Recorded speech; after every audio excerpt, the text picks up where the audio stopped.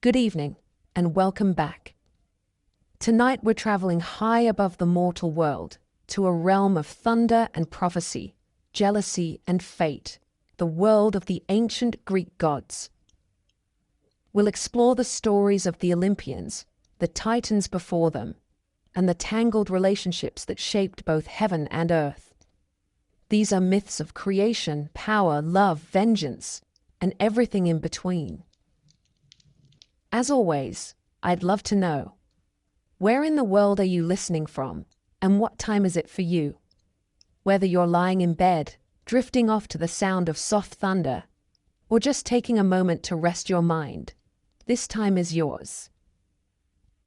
In the beginning, there was nothing. Not a void, not a sky, not a sea, nor even a whisper of wind. There was no time, no movement, no light to mark the passing of an age, nor sound to echo the birthing of the world. There was only chaos, an empty, yawning vastness, boundless and dark, the raw potential of everything that would ever be. From this silent chaos, as inevitable as the stirring of thought within sleep, came the first presences. They were not born in the way men are born, nor even in the way gods would later be born. They came into being, suddenly and wholly, each embodying an essential force of existence. First came Gaia, the earth herself, vast and heavy, solid and fertile, the eternal ground upon which all things would stand.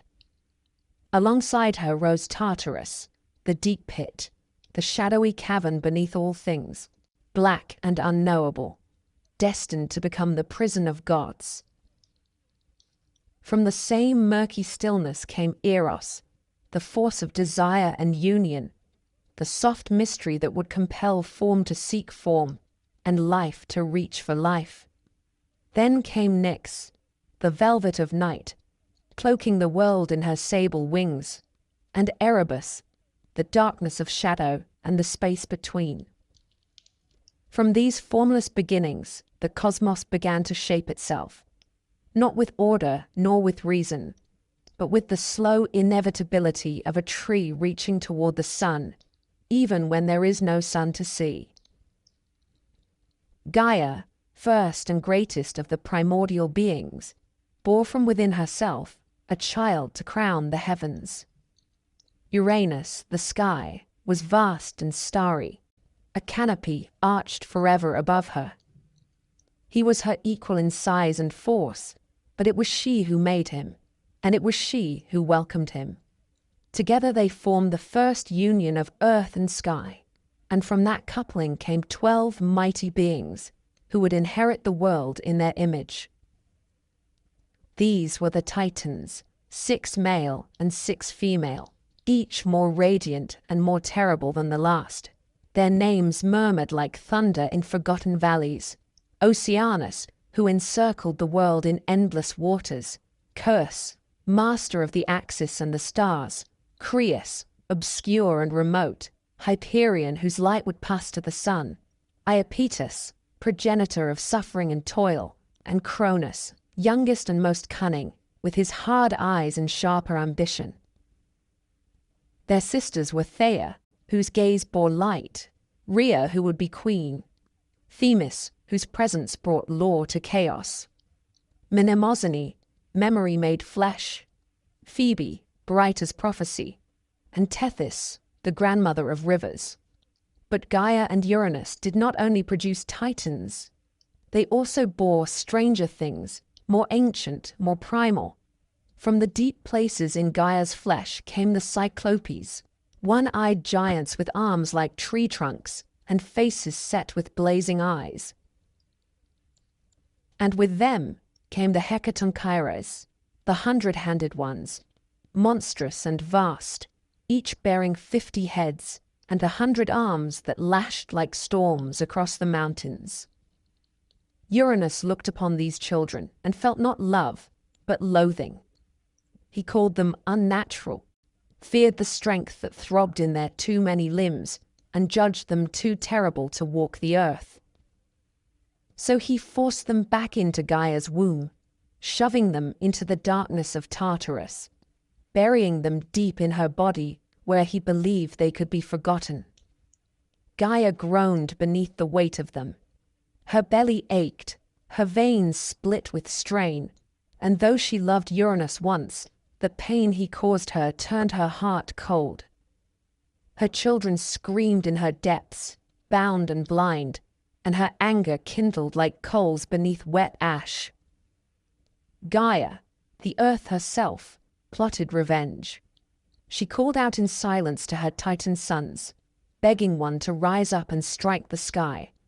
But fear silenced them, for Uranus stretched over all things, and even the mighty Titans trembled beneath his gaze. Only one answered.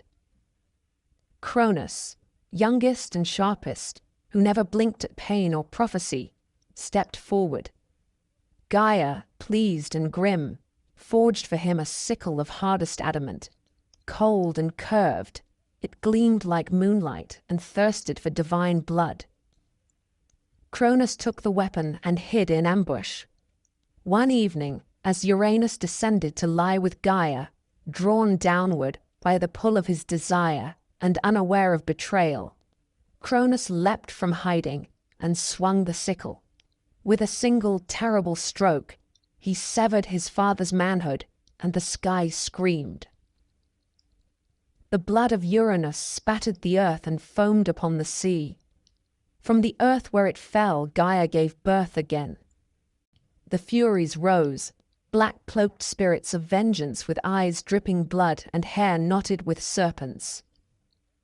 The giants were born, huge and violent, their feet rooted in the mountains and their rage as old as night. And from the white foam that frothed around the severed flesh in the sea, a goddess arose fully grown, Aphrodite, laughter-loving and deadly, born not from a womb, but from blood and salt and sky. Uranus fled the world, retreating to the heavens, cursing Cronus with his last breath. He cried out that Cronus, too, would be overthrown by his own child, that the wheel of fate would turn as it always must, grinding even the strongest to dust.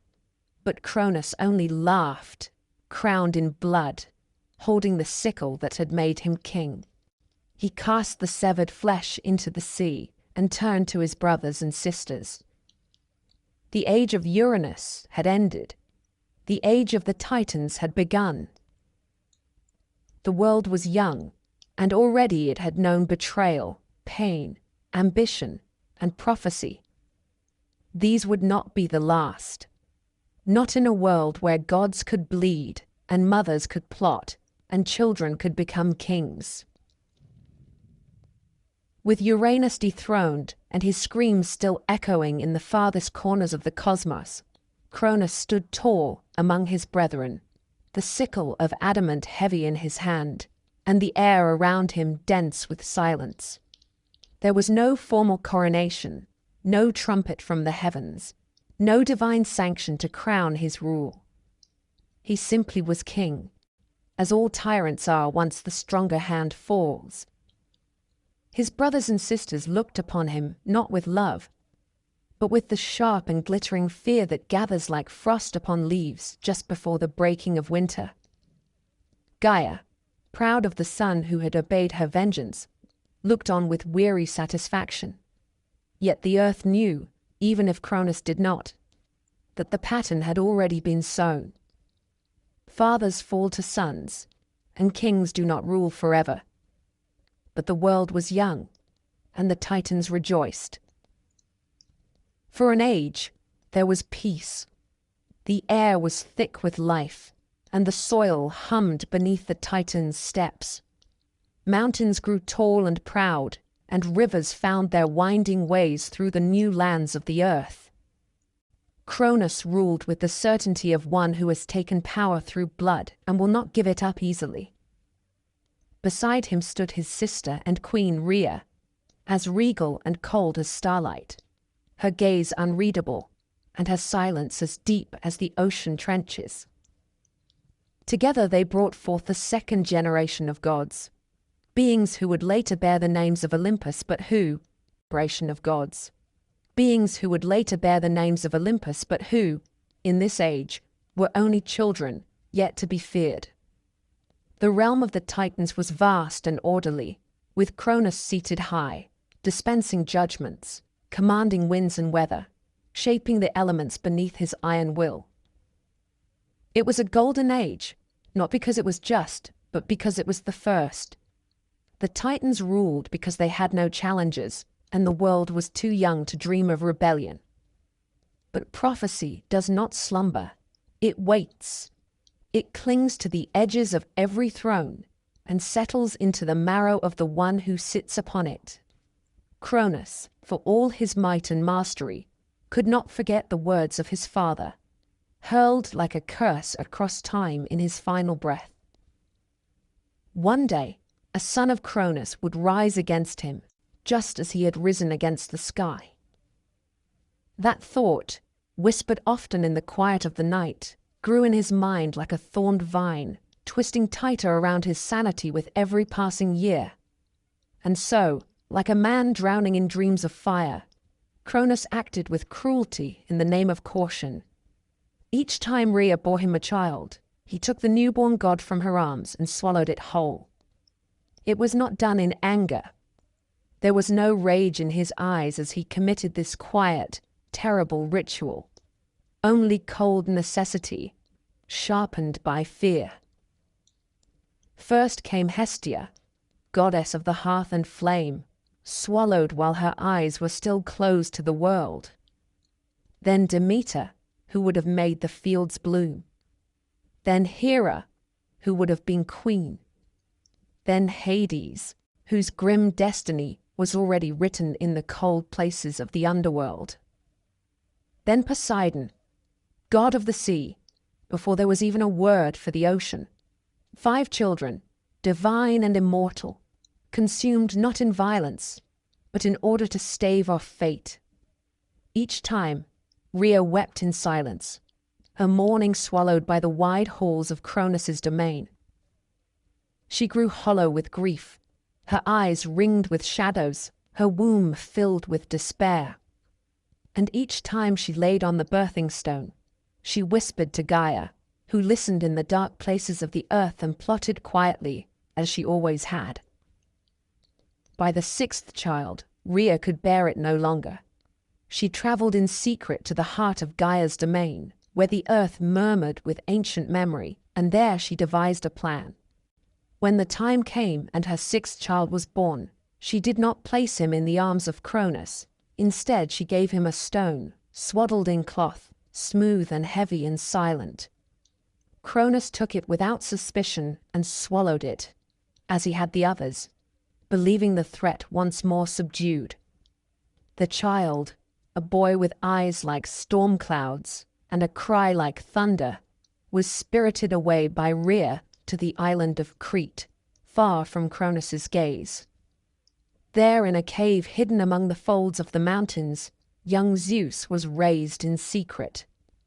His cradle was carved from rock and hung by golden chains from the branches of a sacred tree, so that he might neither touch earth nor sky, hiding him from the reach of his father's sight. Around him danced the Curetes, armored youths, who clashed their swords and shields to drown out the infant's cries, their war dance a lullaby of violence to mask the sound of destiny being nurtured in silence. The goat Amalthea nursed him, her milk rich and divine, and from her horn the cornucopia would one day spill unending bounty. The nymphs bathed him in sacred water and whispered to him stories of the stars. As Zeus grew, so too did his strength, and the wrath of the heavens waited behind his eyes. He learned of his birth, of his devoured siblings, of the stone that Cronus had swallowed in his place, and he vowed in the cold of night, and in the echoing chambers of the cave, that he would not let the same fate fall upon him.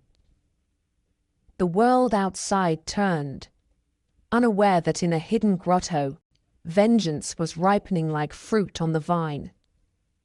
The age of Titans endured, but in the roots of the mountain, a child of thunder listened to the earth and prepared. The same prophecy that had felled Uranus now beat like a second heart beneath the soil. For in the world of gods, no feast lasts forever, no crown sits easy, and no power is ever truly safe from the child born in shadow, with a name whispered only by mothers and nymphs.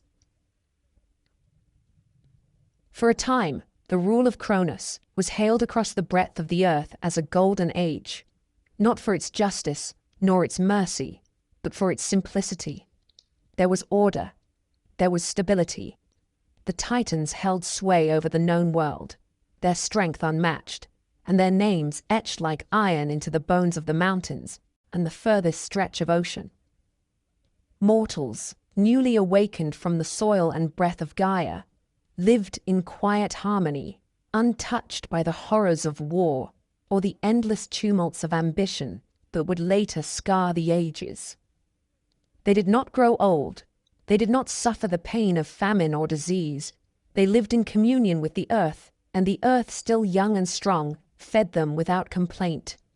This age bore no kings among men, no cities fortified by blood, no altars scorched with sacrifice. The gods walked distant and proud, and the world turned beneath their shadow, undisturbed by revolt or upheaval. And at the center of it all stood Cronus, sharp-eyed and silent, the sickle that had won him the heavens no longer in his hand, but buried deep, hidden where no one could claim it. Or so he hoped. Cronus ruled not through cruelty, but through fear. Not the fear of those he governed, for men in that age did not yet name their gods with terror. No, it was his own fear that governed all things. The prophecy of Uranus hung over him like a sword balanced on a fraying cord, poised to fall with the weight of a whisper. The voice of his father still echoed in the corners of Cronus's mind, soft as smoke and sharp as broken stone, warning that his own son would rise against him. And Cronus, for all his strength, had learned well what happens to those who ignore prophecy. He had been the prophecy once. He had drawn the blade. He knew its power. And so he chose not to wait for the knife to find his throat. He chose to smother the future before it could open its eyes. When Rhea, his sister and queen, bore him their first child, a daughter wrapped in flame and warmth, Cronus took her from Rhea's arms before the mother could even name her. The child was Hestia, goddess of the hearth, the still fire at the center of all homes. Cronus looked into the infant's eyes, eyes that carried no threat, no rebellion, only innocence and a flickering flame, and he opened his jaws and swallowed her whole. There was no blood, no breaking of bone, no scream. She passed from the world like a dream dissolving at dawn, her divine body vanishing into the cavern of his belly, imprisoned but undestroyed. The act was not driven by hatred. It was sacrifice offered to fear. When Rhea bore their second, Demeter, goddess of the harvest and the waiting field, Cronus did the same. Then Hera, the storm-eyed future queen, proud even in infancy. Then Hades, whose dark gaze was already fixed on the caverns below. Then Poseidon, wreathed in salt and breath of sea, his cries echoing like waves against the shore. Each was taken, each was swallowed. Each was bound in silence within their father's body. And Rhea, who had once walked like a queen through the halls of Olympus, grew thin with grief and heavy with wrath. Her arms, again and again emptied of her children, trembled with a fury she did not speak aloud, but the ache in her womb did not fade.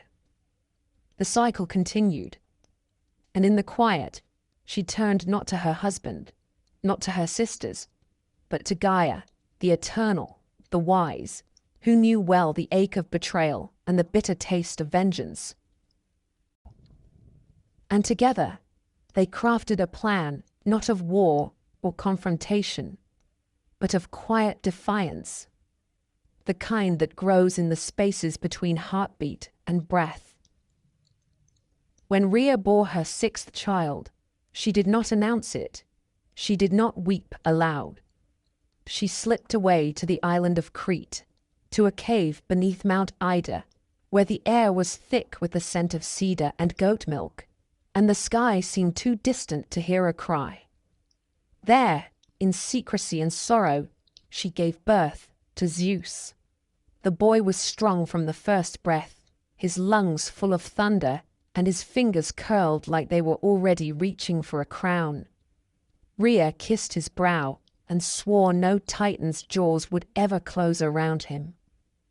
When she returned to Cronus, she carried not her son, but a swaddled stone. It was wrapped in soft linen and smeared with the scent of afterbirth. Cronus, blinded by habit and dread, did not question. He took the bundle and swallowed it whole. The deception worked. Zeus was spared. And high in the mountains, surrounded by loyal nymphs and shielded by the clanging dance of the curettes, the infant god was fed with the milk of Amalthea and lulled to sleep by lullabies older than language. The years passed, and the boy grew. He grew in strength, in cunning, and in purpose. He knew his siblings were not dead, but bound in the belly of the tyrant. He knew his father's time was borrowed, a fire fed only by the kindling of fear. And he knew, as all sons must one day know, that the world his father had built was not one he would inherit. It was one he would have to tear down, But not yet. The golden age continued, its days numbered in secret, its sunsets beautiful and doomed. The Titans ruled still, but the wind had changed. Somewhere far from the throne, a storm was learning to speak. When Zeus came of age, the world had not yet seen him. He had grown in secret, cradled by the earth, hardened by solitude, and raised among ancient things that whispered to him of duty and vengeance.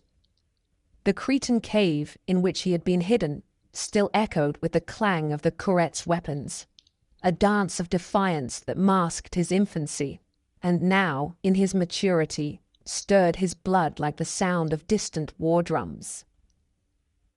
He had learned from Gaia that he was not alone in the world, not truly, for within the gut of Cronus still lived his siblings, swallowed yet undigested, immortal and imprisoned, flickering like smothered stars. Hestia, the gentle flame, Demeter, the patient harvest, Hera, fierce with pride, Hades brooding in the dark, Poseidon, restless like the tide. They lived, and Zeus felt them in his dreams, their essence calling to him like voices from beneath the sea. He had not known them, not truly, but he bore their memory in his marrow, and he knew that his father's reign was a sickness upon the world, a brittle shell of power built atop fear and sealed with silence. It was Gaia who first brought him to Metis, the wise Titaness, who understood the tides of prophecy and the craft of cunning. Together, Zeus and Metis plotted the undoing of Cronus, not with swords nor storms, but with a drink laced with ancient magic, a draught brewed from the roots of the earth and the bile of serpents, bitter and thick with the power of reversal. Zeus did not come in wrath. He came as a servant, veiled in humility, bearing the poisoned drink in a goblet of carved stone. Cronus, as proud as he was weary, never suspected. He drank, and the world changed. First came the stone, cold and round, wrapped still in the cloth Rhea had once pressed into his hands. It tumbled from his throat and struck the earth with the weight of prophecy fulfilled. Then came the gods. One by one, his children returned to the world, full-formed and radiant, as if no time had passed, as if they had merely been dreaming. Hestia, Demeter, Hera, Hades, Poseidon. They emerged not as infants, but as immortals forged in the crucible of suffering, their eyes lit with the fire of purpose. They stood beside Zeus, not as subjects, but as equals. The 6 children of Cronus, now reunited, did not need to speak their oath aloud. It hung between them, unspoken but ironclad. They would not be devoured again. They would rise. They would make war.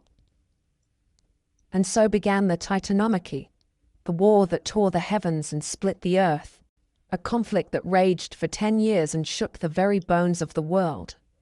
On one side stood the old gods, the Titans, led by Cronus and bolstered by the might of his brothers and sisters, towering beings of vast power, each etched with the memory of the first age. On the other side stood the younger gods, the Olympians, raw and burning with purpose, wielding the fury of youth and the justice of rebellion.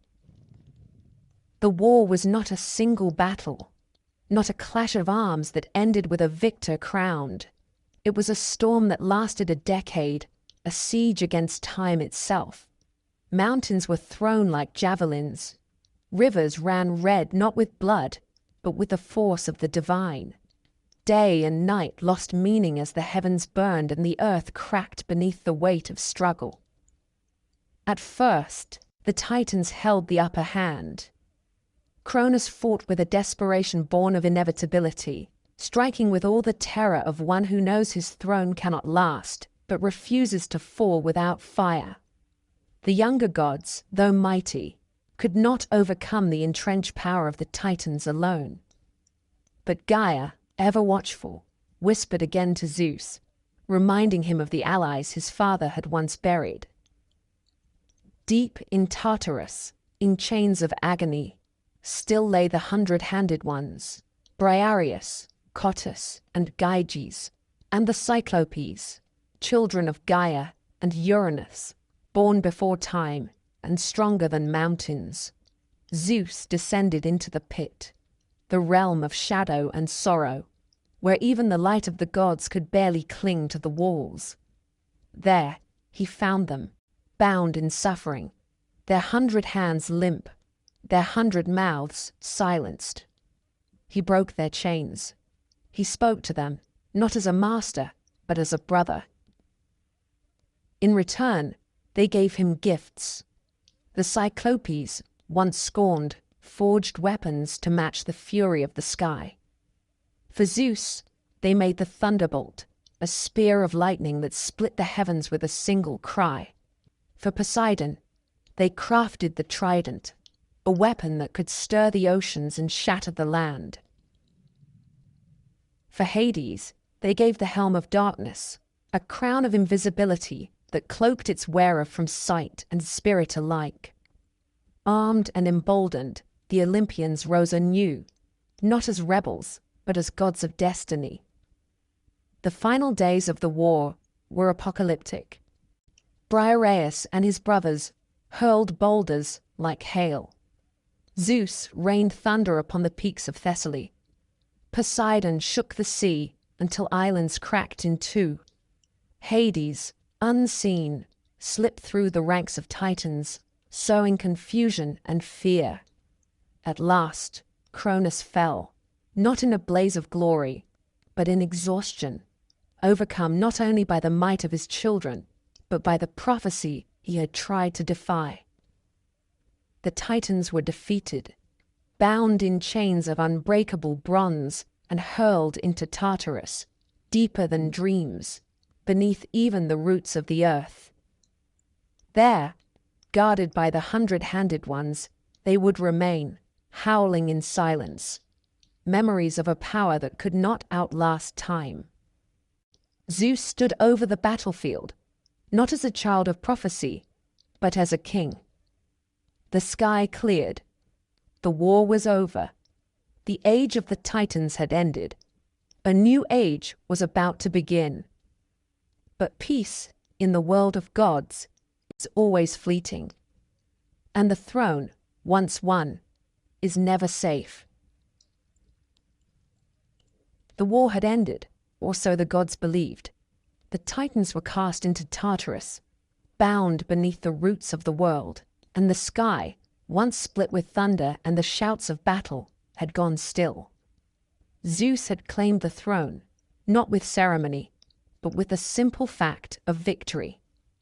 The halls of Olympus, newly risen atop the mountain that pierced the heavens, began to echo with the footsteps of the new gods. Their voices were loud with triumph, and their laughter rolled like wine through the stone corridors. But far beneath their feet, deeper than the darkness of Hades, the earth remembered its wounds. The blood of Uranus still pulsed in its buried veins, and Gaia, ancient and enduring, stirred in fury. She had helped the Olympians in their war, but her allegiance had never belonged to Zeus. Her loyalty was to balance, to vengeance, and to the old order that had been cast down. The fall of Cronus had not healed the pain of Uranus. It had only shifted the weight of power from one hand to another. The throne of the sky had changed owners, but its arrogance had remained, and Gaia, who had seen 2 generations of kings rise and fall, was not yet done with prophecy. In the bowels of the world, Gaia called upon Tartarus himself, that shadowed abyss which swallowed light and mocked the notion of form. Together they created a final son, born not to rule, but to destroy. His name was Typhon, and no god had ever looked upon anything so vast or so terrible. His body was greater than mountains, his form shifting like smoke and shadow, and his head reached the stars. Serpents writhed from his thighs, and his arms stretched from the eastern edge of the world to the farthest west. His voice was the shriek of 1,000 beasts, and his eyes burned with fire. When he breathed, it scorched the sky. When he roared, even the dead stirred in their tombs. He was the last born of the earth, the storm that would end all thrones. Not even the Titans in their prime had borne such monstrous power. Typhon rose from the depths like a nightmare made flesh. The sea recoiled at his coming. The mountains bent like reeds. As he approached Olympus, the sky darkened with unnatural clouds, and thunder cracked the heavens, not from Zeus's hand, but from the fury of something older and angrier than the gods had ever known. The Olympians saw him and despaired. They had tasted war, but they had never seen this. Many fled. Apollo, swift as ever, vanished to the west. Hermes slipped into shadow. Ares, god of war, trembled and fled to distant lands. Only a few remained. Athena stood firm, spear in hand, her face cold as marble. And Zeus, whose hand still bore the thunderbolt, refused to abandon his throne. Zeus faced Typhon alone.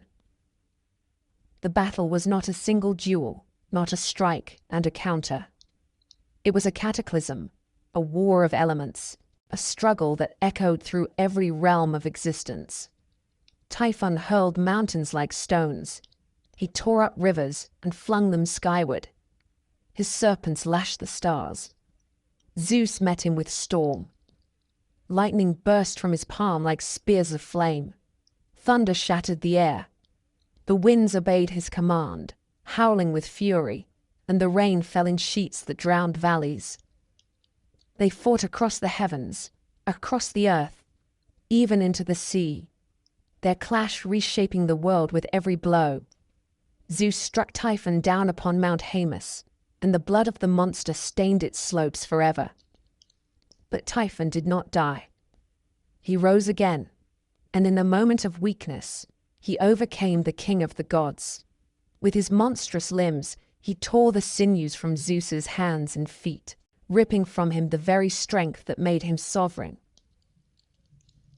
Crippled and bound, Zeus was carried by Typhon to a distant cave in Cilicia, hidden among the black cliffs and jagged rocks, where he was imprisoned, helpless and mocked. But gods are not so easily slain. The tale of Zeus's captivity passed into the hands of Hermes and Pan, who together crept into the cave, disguised by shadow and guile. They tricked the monstrous guardian and stole back the sinews, fleeing with the speed of wind and goatfoot. When they returned the stolen strength to Zeus, the skies once again shivered with his fury. No longer bound, no longer silent, he rose in wrath. He summoned every storm. The heavens turned black, the stars were veiled, and the earth itself held its breath. The final clash came not in the sky but upon the earth, where Zeus hurled the full might of his thunderbolt into Typhon's heart. The blow shook the world. Typhon screamed, his voice a chorus of agony that shattered the mountains and drove beasts mad. Cracked and broken he staggered, and Zeus cast him down at last. He fell into the bowels of the earth, where even Gaia could not reach him. There he was entombed, crushed beneath Mount Etna in Sicily, his body chained in molten stone, his breath venting as smoke, his limbs writhing in futile rage. The volcano that bears his prison still rumbles with his fury, still smokes with his breath. It is said that when Etna erupts, it is Typhon stirring in his chains, dreaming of vengeance and storm. With the monster defeated, Zeus returned to Olympus, not only as king, but as savior. He had faced the final horror, the last child of Earth's wrath, and he had endured. The other gods, who had fled or faltered, returned to his court in silence. They bent their knees and accepted the new order, not out of love, but out of awe. Olympus belonged to Zeus now, not by right, but by conquest. And though the throne was his, he knew what Gaia had always known. The world remembers. The world does not forgive. And even the greatest gods must always keep one eye on the deep places beneath their feet, where monsters dream of fire and the future waits in silence. The sky was quiet again. The air, once thick with the smoke of burning mountains and the scent of scorched divine blood, grew still. The echoes of Typhon's defeat faded into memory, but their weight lingered in the bones of the gods. Zeus, who had wrestled with the storm and stood bloodied before the jaws of annihilation, returned to Olympus changed. He had taken the throne by victory, by cunning, by prophecy fulfilled, and now, after facing the wrath of the earth herself, he claimed it with finality. There would be no more monsters. There would be no more wars among the gods. Not if he could help it. But Zeus, for all his thunder and might, was not a fool. He knew that rule was never secure unless it was shared in balance. Even the sky cannot exist without the pull of the sea or the hush of the underworld. And so, with the blood of the old age still wet upon the soil, the 3 sons of Cronus gathered, and they cast lots to divide the dominion of all existence. They did not argue. They did not plead. They left their fates to chance, as was the custom of gods. Each drew from the urn a token shaped by destiny. To Zeus fell the sky, the heavens above, the clouds and winds, and the throne of Olympus itself. To Poseidon came the sea, the fathomless deep, and every wave that ever rolled against a shore. And to Hades, eldest and most grim, fell the underworld, the shadowed land where the dead drift in silence and memory. The earth itself, the realm of mortals and mountains and forests, was left unclaimed, shared equally among them, though each would touch it in their own way. It was said that the lot fell fairly, though some whispered that Zeus had bent fate with a quiet hand. But none questioned it aloud. The balance had been struck, and the world, but none questioned it aloud. The balance had been struck, and the world, for the first time, knew order. Zeus ascended to his throne atop Olympus, a seat he carved from the bones of the storm, ringed in cloud and guarded by law. Around him gathered the new pantheon, gods born from the swallowed and returned children of Cronus, and others born of the earth and sea in quieter days. There was Hera, his sister, and now his queen, proud and watchful, her eyes always searching for betrayal behind the veil of ceremony. There was Demeter, who brought the first wheat from her fingers and gave it to mortals in secret. Hestia, who rekindled every hearth in every home. Poseidon, who stirred the sea into motion and built palaces beneath the waves from coral and stone. Hades, who descended into the deep places of the world and built a realm for the dead, cold and ordered, lit only by the flickering memory of life. And Zeus, who reigned not as a tyrant, but as the keeper of balance, the wielder of justice, the god of storm and sky, and the hidden fates that bind gods and men alike. But rule, once won, must be maintained. Zeus set about building not only a court, but a structure of divine law. He declared oaths sacred, punishable by death or worse. He appointed the fates to spin the threads of all mortal and immortal lives, their scissors sharp and unerring. He set the Erinyes, the Furies, to haunt those who spilled kindred blood. He demanded reverence and sacrifice, not as tribute, but as acknowledgement of order. And when his cousin Prometheus, son of Iapetus and brother to Epimetheus, dared to defy him by siding with the mortals and stealing fire from the gods to warm their trembling fingers, Zeus did not hesitate. Prometheus, whose foresight was said to rival the oracles, was chained to a mountain at the edge of the world. Each day, an eagle descended upon him and tore out his liver. Each night, it grew back, immortal suffering for immortal crime. Justice, as Zeus defined it. But justice in the hands of a god is never without spectacle. To punish mankind for the theft of fire, Zeus commissioned the gods to shape a new creature, one more dangerous than any monster of the past. From clay, Hephaestus molded her. From beauty, Aphrodite blessed her. From charm and deceit, Hermes and Apollo lent their gifts. Her name was Pandora, and she was sent to Epimetheus, Prometheus's foolhardy brother, who accepted her despite all warnings. With her came a jar, sealed tight. She opened it, as she was meant to do, and from it spilled every sorrow the world had never known. Disease, famine, grief, betrayal, war.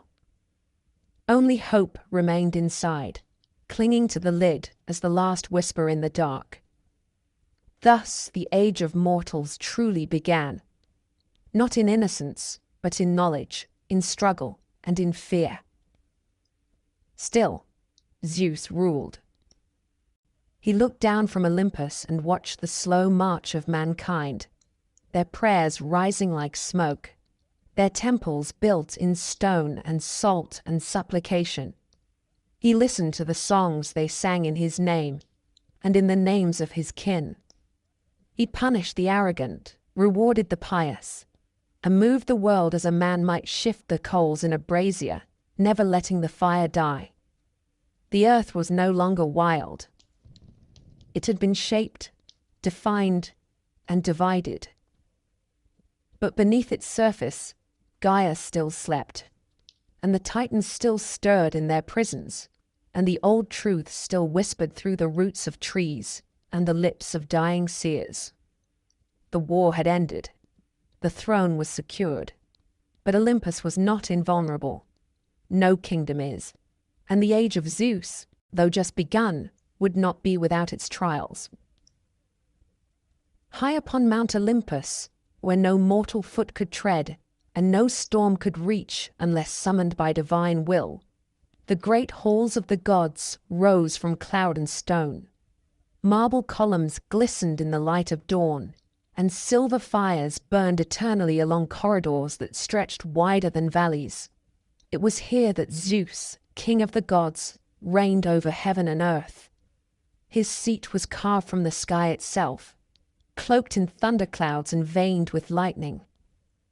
He held the aegis, a terrible shield fringed with serpents and crowned with the head of the Gorgon. His voice summoned storms. His will was law. And beside him, cloaked not in thunder but in ice, stood Hera, his sister and queen, the goddess of marriage, sovereignty, and divine vengeance. Where Zeus's rule was loud and crackling like the sky in battle, Hera's dominion was silent and enduring, like a crown passed from one ruler to another through blood and time. Their union was not born of love, though there was passion, and not born of peace, though it had endured longer than any mortal kingdom. It was forged in power, in the joining of two great lineages, and bound by the old laws that ruled the divine long before men named them. Hera had been courted by Zeus with all the cunning he could conjure, for she did not fall easily, nor did she offer her hand lightly. Zeus came to her cloaked in mist, in the form of a trembling bird, cold and small, seeking shelter in her lap. She cradled the creature, unknowing. And when her guard had dropped, Zeus revealed himself and claimed her with the strength of a storm. She wept, not with sorrow, but with fury, and vowed she would marry him, if only to bind the offense in the chains of law. And so she became his wife, not by consent freely given, but by oath sealed in divine tradition. From that day forward, Hera sat beside Zeus on Olympus, proud and bright-eyed, but never tamed. Theirs was a marriage of thrones, not hearts. Zeus, for all his grandeur, was a god of appetites. He desired beauty and cleverness, song and flesh, and he pursued his hungers wherever they led him. Nymphs, goddesses, mortal queens, and unsuspecting maidens, all were drawn into his orbit, sometimes by charm, often by deceit. He changed shape to reach them. A swan, a bull, a shower of gold, he bent the laws of form and time to satisfy his whims, and Hera, bound by her station, watched. She knew. She always knew. The Queen of Heaven was no fool. Her silence was never ignorance. It was patience turned to wrath. Hera's vengeance was not swift. It was not like Zeus's thunderbolts, loud and fleeting. Hers was slow and precise. She did not strike Zeus. She struck what he loved. His mistresses, who bore the children of fate and tragedy. His sons and daughters, half divine, doomed from birth to carry the burden of their father's sins. Io turned into a heifer and chased across the world by a biting gadfly. Semele, burned to ash by Zeus's divine form, her unborn child ripped from her body and sewn into Zeus's own thigh. Leto, exiled and hunted while pregnant with twins. Alcmen, who bore Heracles and was hounded by Hera's hatred even before the child drew his first breath. Hera's punishments were cruel, but they were always deliberate. She did not rage blindly. She orchestrated the ruin of those who defied her dignity. There was one time, it is said, when Hera could bear no more. The weight of humiliation, of whispered jests in Olympus's golden halls, of the quiet sympathy in Athena's eyes, and the mocking laughter of Aphrodite drove her to action. She gathered the other gods, Poseidon with his trident clenched in scorn, Athena with her cold logic, Apollo with his sun-drenched pride. And together they plotted against Zeus. While the king of the gods slept, they crept into his chamber and wrapped him in chains forged by Hephaestus himself. They bound him in silence, thinking to force a new, as rebellions often do when power is underestimated. Thetis, the silver-footed sea nymph, summoned Briareus, the 100-handed one, who came roaring up from the depths and broke the chains with ease. Zeus awoke, and in his fury, seized Hera. He hung her from the sky by golden fetters, her arms stretched wide, anvils tied to her ankles. She wept, but not for mercy. She wept because he had made her spectacle, because in his wrath he had tried to humiliate her before the world. She did not forget. In time, he released her. There was no apology. There was no reconciliation, only an unspoken truce between sovereigns who knew that their rule depended on standing side by side, whether in unity or in silence. Hera returned to her throne and resumed her place as queen, more watchful than ever. She would never forgive the slights. She would never forget the pain, but she would wear her crown, and she would rule with grace and terror. For Olympus was not merely Zeus's realm, it was hers as well, shaped by her silence, her vengeance, and her unwavering resolve. Together, Zeus and Hera governed the heavens. Their children were few, but powerful. Ares, god of war, violent and impetuous. Hebe, goddess of youth and cupbearer to the gods. Eileithyia, goddess of childbirth. Hephaestus, who was cast from Olympus for his ugliness, or for daring to defend his mother, depending on which tale one believes. Their house was a battlefield and a court, a place of feast and judgment, of grudges and alliances. The royal family of Olympus was no different than the dynasties of mortal kings, proud, fractured, bound by blood and burden. And at its heart sat Zeus and Hera, eternal and embattled, locked in a marriage that had outlasted empires and would outlast them still. Not a love story, but a reign. Not a union, but a throne shared between two gods too proud to yield.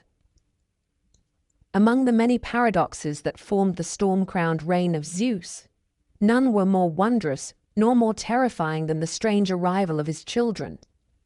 They were not born as mortal children are born, with pain and blood and the soft wailing of new life.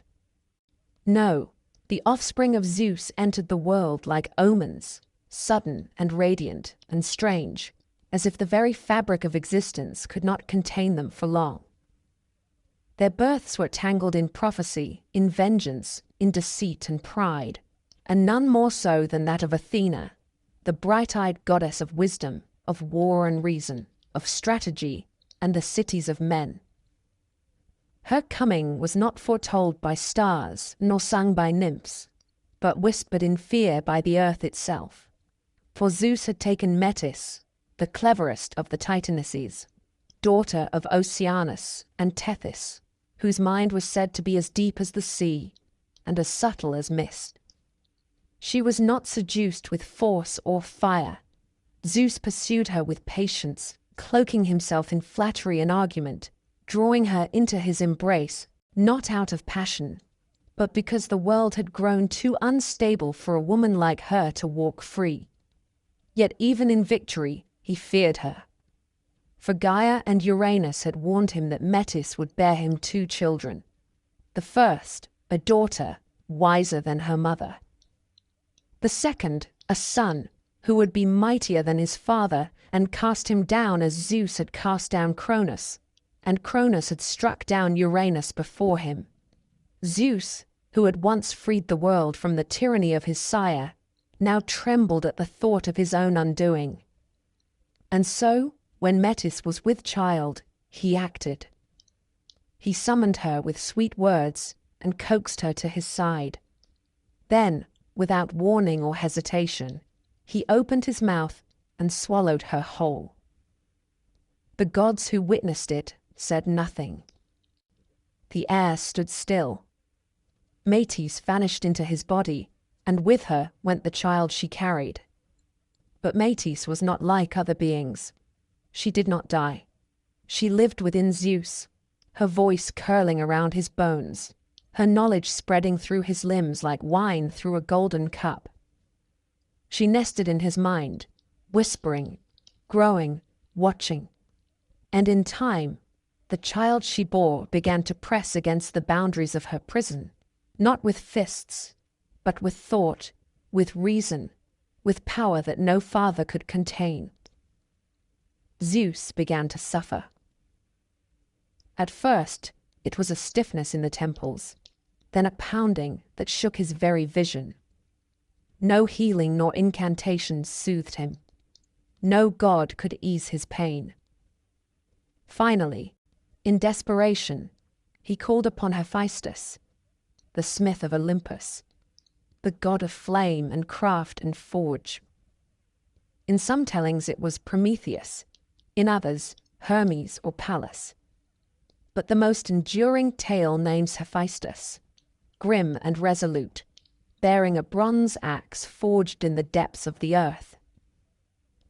At Zeus's command, the smith lifted his blade and split the Sky King's forehead with a single stroke, and from the crack, not in blood, but in brilliance, emerged Athena. She came forth fully grown, armored in gold and gleaming bronze, her shield polished to mirror the stars, her spear taller than a man's height, her eyes sharp as tempered steel. She did not cry out.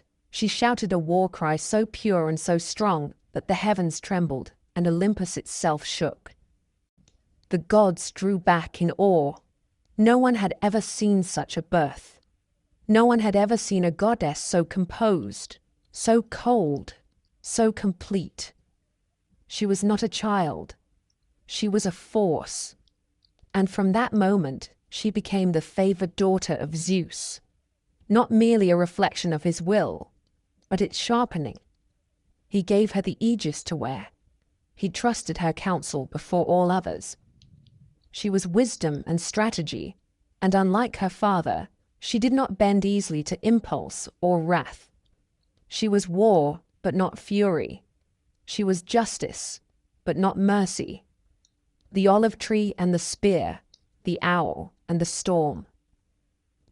Yet not all his children emerged so favored. For another child, born under darker skies and crueler arrangements, found only rejection. Hephaestus, god of fire and forge, lame from birth, was said to have been born of Hera alone. In her fury over Zeus birthing Athena without her, Hera resolved to bear a child without his seed. But when she saw the boy, twisted in leg and limb, she recoiled. Whether she cast him from Olympus out of disgust or Zeus himself flung the child in anger during a quarrel, none now say for certain. But Hephaestus fell. He tumbled from the golden halls for an entire day and night, crashing into the sea, where Thetis and Eurynome, two kind-hearted sea goddesses, pulled him from the waves and hid him in a cave. There he grew not in bitterness, but in brilliance. Hephaestus built wonders, golden thrones that moved, automatons that walked, jewelry that shimmered like the sun. He shaped beauty from flame, and in time he returned. He sent Hera a gift, a throne more splendid than any in Olympus, adorned with pearls and silver, and gears so fine they could not be seen. But when she sat, the throne bound her fast. She could not rise, could not move. The gods begged Hephaestus to release her, but he refused. "I have no mother," he said. Only after Dionysus found him and gave him wine, singing him into joy and stupor, did Hephaestus relent. He came back to Olympus riding a mule crowned in ivy, and freed Hera. From then on, he claimed his place as the smith of the gods, and they could not do without him. Yet his bitterness remained. His heart, forged in fire, was not immune to pain. When he was wedded to Aphrodite, the most beautiful of all goddesses, it was not love, but most beautiful of all goddesses, it was not love, but order that arranged the match. And she betrayed him. She took Ares into her bed, and when Hephaestus learned of it, he crafted a net so fine it could not be seen, and he cast it over their entwined bodies, dragging them before the gods to shame them in the eyes of Olympus. The gods laughed, for they are cruel and capricious. But Hephaestus did not laugh. He watched, he remembered, and he returned to his forge, where he hammered his sorrow into weapons, where he poured his rage into steel. So it was that the children of Zeus did not come to him in peace. They arrived like omens, like challenges. Athena sprung from prophecy and fear. Hephaestus, cast out and risen in spite of scorn. They were not sons and daughters in the mortal sense. They were gods, fully formed and crowned with purpose. And Olympus, golden and eternal though it seemed, echoed always with the clanging of their stories, the footsteps of war, the hiss of steam, the quiet hush of wisdom, and the soft grinding of resentment beneath the marble floors. Athena, born without a mother, from the very skull of Zeus in a burst of thunder and thought, stood unlike any other goddess in Olympus. She did not crawl, she did not cry, she did not wail for milk or warmth or cradle. She sprang into the world in armor, golden and unyielding, with a spear already in her hand and reason burning behind her eyes. Her birth was not a miracle, but a warning.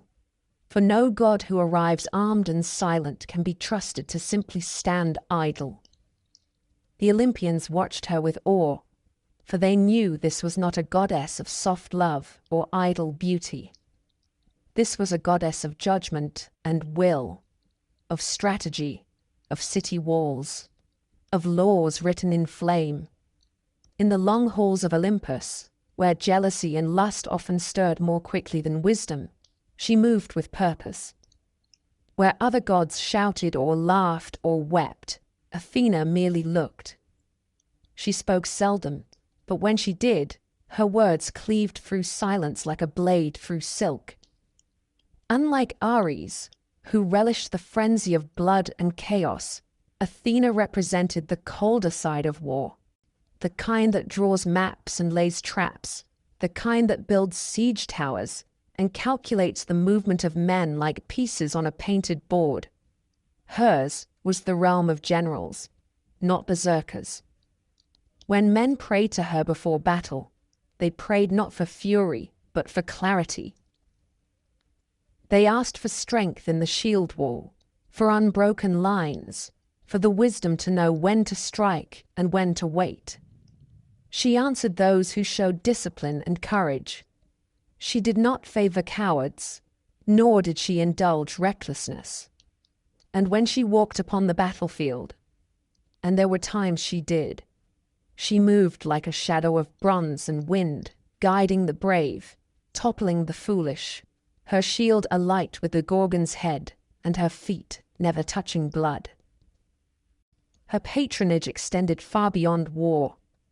Athena was a goddess of cities, not in name only, but in soul. She brought order to the chaos of wandering tribes. She gave mortals the first glimmer of what it meant to live not as beasts, but as citizens. Architecture, shipbuilding, the loom, the plough, all these, the ancients believed, came from her. She taught crafts and strategy, the weaving of cloth and the weaving of law. Where she walked, men began to shape stone into temples, to raise statues not in fear, but in admiration. And among all the cities, one became her own. When Cecrops, the first king of a newly risen city on the rocky promontory of Attica, prepared to offer his city to a god. Both Poseidon and Athena appeared, each laying claim to the people. Poseidon, proud and tempestuous, struck the earth with his trident, and from the rock sprang a fountain of salt water, or in some versions, a magnificent warhorse, swift, strong, untamable.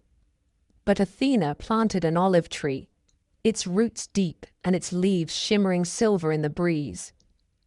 The people saw the gifts and chose the olive, for it gave wood, food, oil, and peace. And so the city was named for her, Athens. She guarded it always, not with fire, but with wisdom and with an eye that missed nothing. In times of peril, her owl flew across its rooftops. In times of glory, her statues towered above its walls.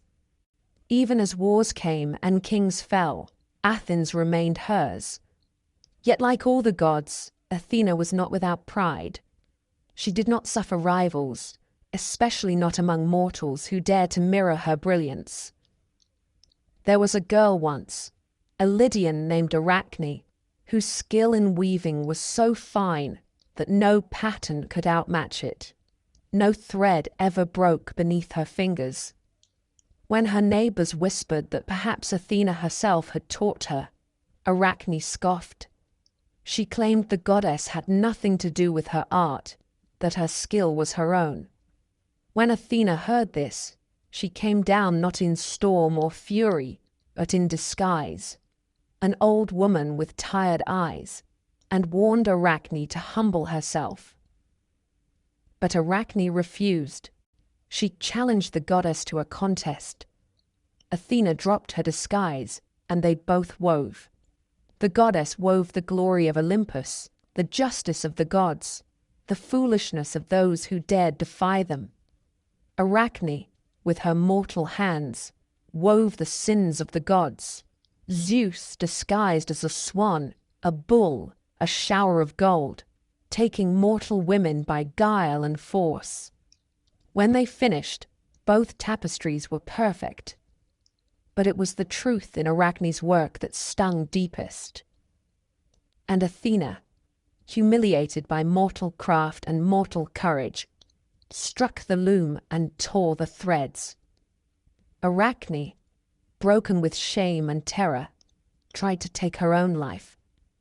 But Athena stopped her and transformed her instead into a spider, cursed to weave forever in silence, her skill preserved, but her form twisted. This was not mercy. This was judgment. She was not a goddess of love, nor of forgiveness. Unlike Aphrodite, she did not flirt. Unlike Hera, she did not rage in jealousy. Athena remained forever virgin, not from chastity, but from control. No man, no god, no titan had ever laid claim to her. Even Hephaestus, when he tried to force himself upon her in a moment of madness, failed. His seed spilled upon the earth, and from it came Erichthonius, a serpent-born king of Athens, whom Athena took and raised in secret. She had no children of her own, for she was mother to wisdom itself, and wisdom has no need of lineage. She stood at her father's side during the great councils. She guided Perseus to slay the Gorgon, lending him her shield. She steered Odysseus home when Poseidon tried to drown him. She stood by Heracles and gave him strength to bear his labors. She was never warm. She was never cruel. She was something deeper, the chill of reason, the silence of judgment, the resolve of law. On Olympus, Athena's halls were quiet. No laughter rang there. No lovers waited behind her doors. But when the gods argued, when Zeus faltered, when the world teetered on the edge of chaos, it was Athena who spoke, and all listened. Even Ares, the blood-drunk god of war, learned to still his hand when she stepped forth with her spear and her eyes like hammered iron. For there was no hiding from Athena, no refuge from her sight. She saw not only what was, but what must be. And when she moved, the world moved with her. Where Athena walked in law, Ares thundered across the battlefield in a frenzy of blood and flame. He was not strategy. He was not wisdom. He was war in its rawest and most brutal form.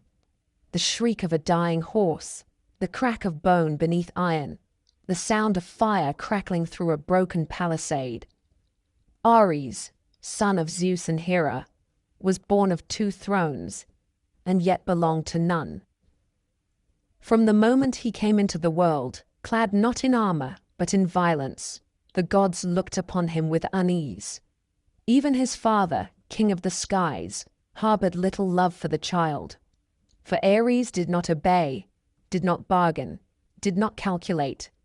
He lived for conflict, and conflict followed him like a loyal dog. Unlike Athena, whose clarity made men better, Ares sowed chaos.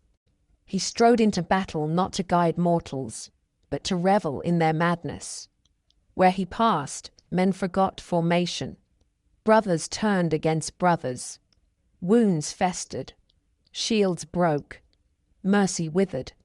He did not reward honor. He did not punish cowardice.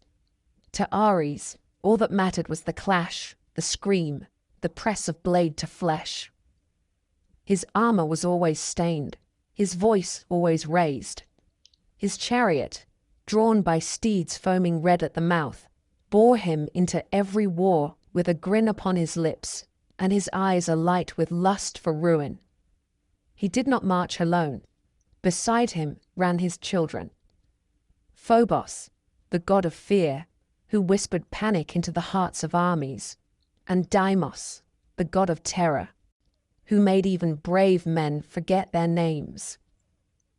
With them came Enyo, goddess of battle herself, clad in crimson and flame, her hands always wet with gore. Wherever Ares rode, they followed, a family of shadows cast long over the earth, turning every campaign into carnage. The Greeks feared him more than they honored him. They built him few temples, offered him few songs. For to worship Ares was not to seek protection. It was to beg that he pass by. And yet, for all his brutality, Ares was not a simple god. He could love, though his love was poisonous. He could be wounded, though his wounds were rare. He could rage, not from pride, but from humiliation. And it was in matters of the heart that he was most often brought low. For despite his strength and splendor, Ares was not the most beautiful of the gods. That title belonged to Aphrodite, goddess of love and pleasure, born from the sea foam and the severed parts of Uranus. She was golden, radiant, and cold as polished marble. And Ares loved her, not with the desperate yearning of mortals, but with a hunger that could not be satisfied. She was the wife of Hephaestus, the smith, the crippled one, cast from Olympus by his own mother and dragged back only for his unmatched talent. It was a marriage of function, not desire. Aphrodite turned to Ares, and together they lay in secret, tangled in sheets of fire and silk, their bodies entwined in pleasure and peril. But the gods see all things, and Hephaestus, patient and cunning, crafted a net so fine that no eye could catch it and no hand could break it. He cast it upon them while they lay in their embrace, and he summoned the gods to witness their shame. Bound and exposed, Ares and Aphrodite became a tale told in laughter and warning. The gods jeered. Poseidon alone offered to pay the fine that would free them. Hephaestus accepted. Ares fled Olympus in disgrace. But the sting of humiliation did not still his blood. He returned to war. He hurled himself into battles with greater fury, as if each slain warrior might erase the memory of his shame. And yet the world remembered. The poets sang of Ares not as a hero, but as a force. During the Trojan War, he took the side of the Trojans, drawn by blood and beauty. His own son Ascalaphus fought and died among the Greeks. Ares wept, it is said. But grief did not temper him. He stormed the battlefield, only to be struck down by Diomedes, a mortal favored by Athena. With the aid of the goddess, Diomedes wounded Ares with a spear, and the god cried out in agony so great that the battlefield trembled. He fled to Olympus, clutching his wound, and complained to Zeus like a wounded child. But Zeus, weary of Ares and his endless thirst for strife, offered no comfort. He called him the most hateful of all his children. Still, Ares endured, for war never ends. Cities fall, kings rise, the banners change, but Ares remains. In every scream of rage, in every knife turned in the dark, in every war camp where fire smokes and soldiers sharpen blades with shaking hands, Ares is there, not noble, not wise, but necessary. For mankind has never known peace for long, and so long as they make war, the god of bloodshed will ride. Perhaps he is hated, perhaps he is cursed, but even the gods cannot turn away from war. And Ares, clad in scarlet and iron, marches ever onward, crowned not in laurels, but in the silence that follows slaughter. In the time when Zeus reigned unchallenged from his golden throne, and Olympus hummed with the whispers of fate and ambition, there came into the world a pair of twins who would shape the rhythm of gods and men alike. They were born not in the high halls of cloud and marble, but far away, on the hidden island of Delos, where the sea winds whispered through groves of laurel, and the ground trembled with the breath of prophecy. Their mother was Leto, daughter of the Titans Coeus and Phoebe, and once a companion of Zeus in the earliest days of his power. But her womb, heavy with the gods' children, became the subject of divine scorn and pursuit. Hera, ever jealous and watchful, sent her wrath across the earth. She forbade any land under the light of the sun to shelter Leto. Every city, every island, every peak and valley turned her away.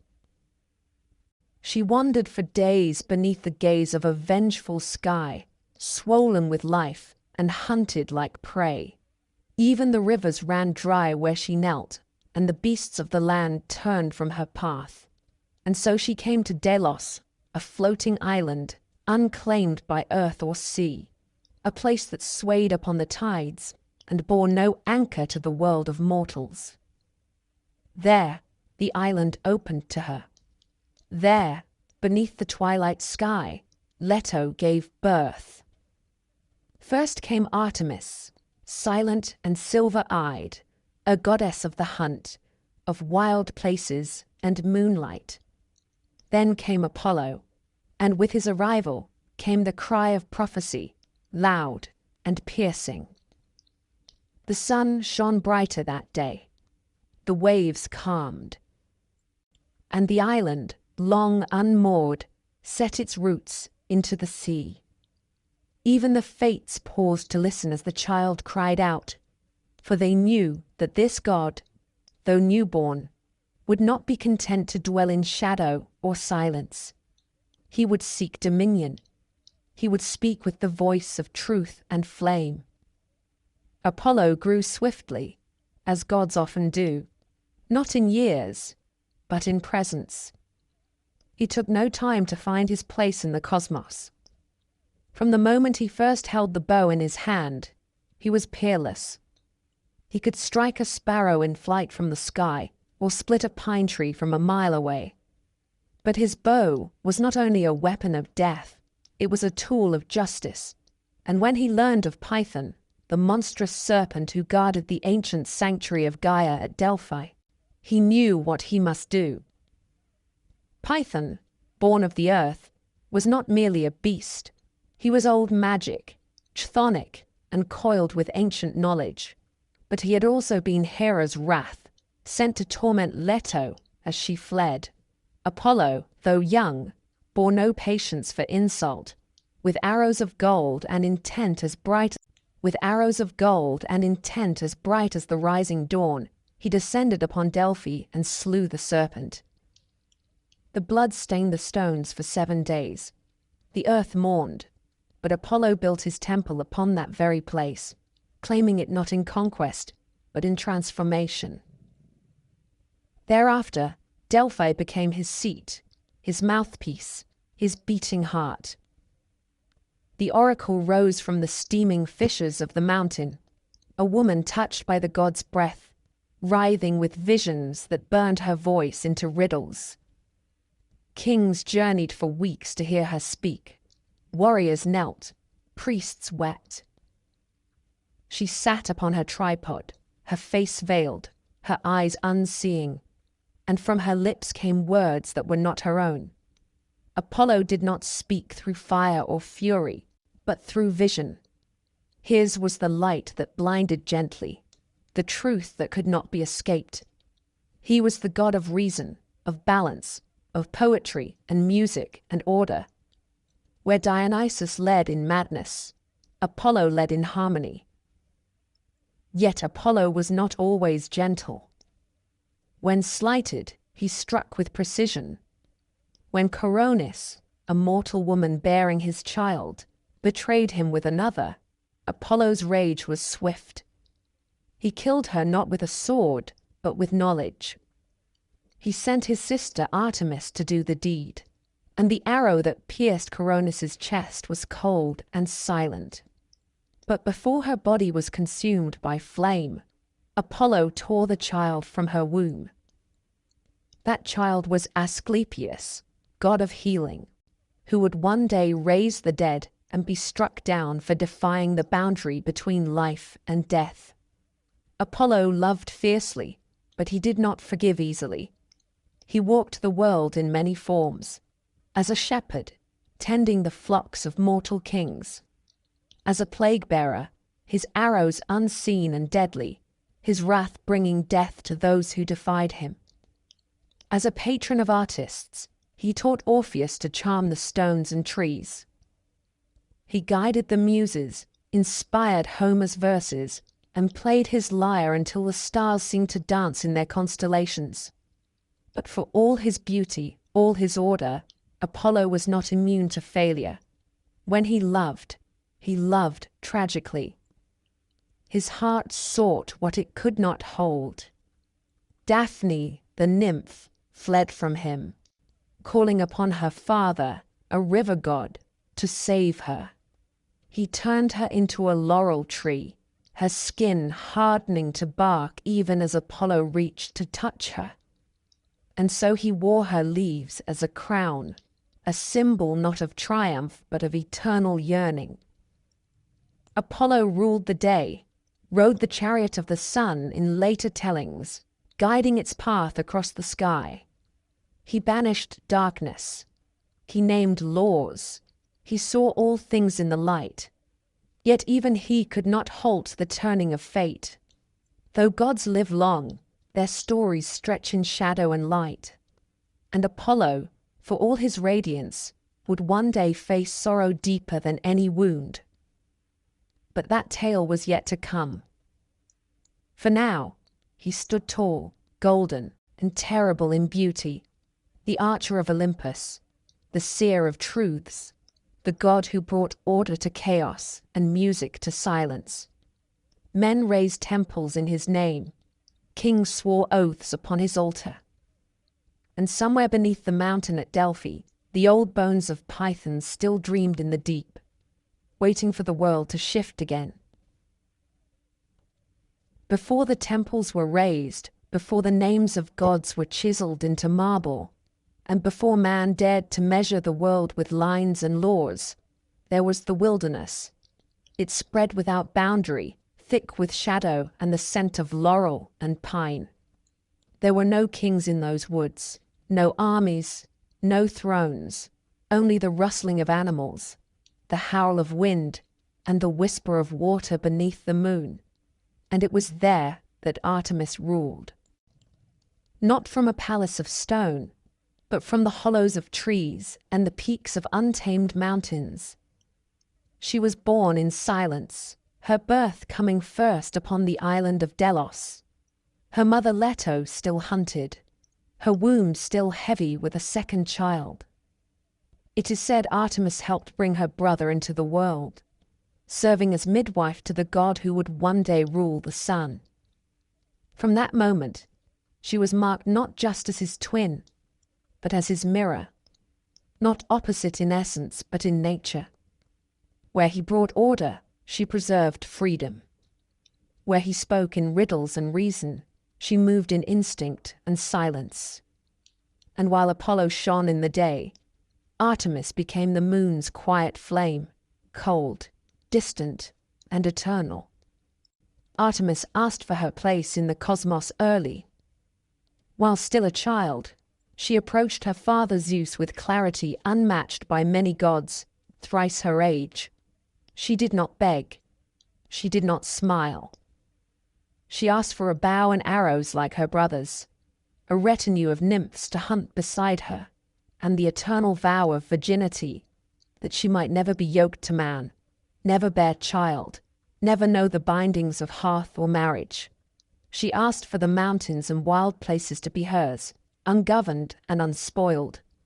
Zeus, perhaps surprised, perhaps admiring, granted all she asked without condition.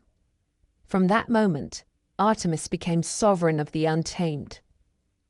She was the huntress, the protector of animals, the patron of young girls before they knew men, and the avenger of any who dared to trespass upon her sacred groves. She moved through forests clad in silver, her bow always strung, her eyes sharper than the wolves that followed her steps. She did not walk, she glided. She did not speak much. Her voice was wind through leaves, or the sharp whistle of an arrow. Mortals feared her as much as they honored her. For Artemis was not gentle. She had no patience for those who forgot their place. Niobe, queen of Thebes, once mocked Leto for bearing only 2 children, while Niobe boasted of her own brood of 14. In her arrogance, she laughed at the goddess. Artemis did not reply with words. She came down from the mountains with her brother, and together they struck the children down, Apollo taking the sons, Artemis the daughters. The earth drank deeply of royal blood that day. Niobe fled to Mount Sipylus and wept until the gods, weary of her cries, turned her into stone. But even in stone, the tears did not cease.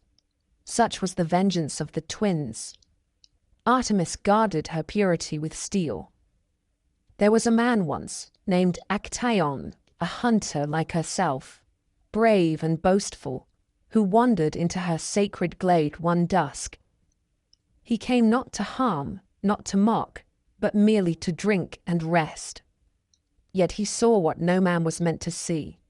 The goddess unclothed, her skin pale and unmarred, her form untouched by time or desire. She saw him. He froze, and with a glance, she transformed him into a stag. Confused, terrified, Actaeon fled into the woods, his limbs no longer his own. But his fate was already written. His own hounds, not recognizing their master, chased him down and tore him to pieces. The forest was quiet again, and the lesson was left unspoken. Yet Artemis was not cruelty itself. She was fairness, if not mercy. She healed as often as she harmed. She watched over childbirth, paradoxical though it seemed for a virgin goddess. Perhaps it was because she witnessed her own mother's pain. Perhaps it was because birth, like the moon, is a cycle of pain and light. Whatever the reason, women cried out to her in their labor, offering her honey and garlands of herbs, hoping she would soften her gaze just long enough to let the child live. Sometimes she did. Sometimes she did not. The tales of Artemis are many, and not all end in death.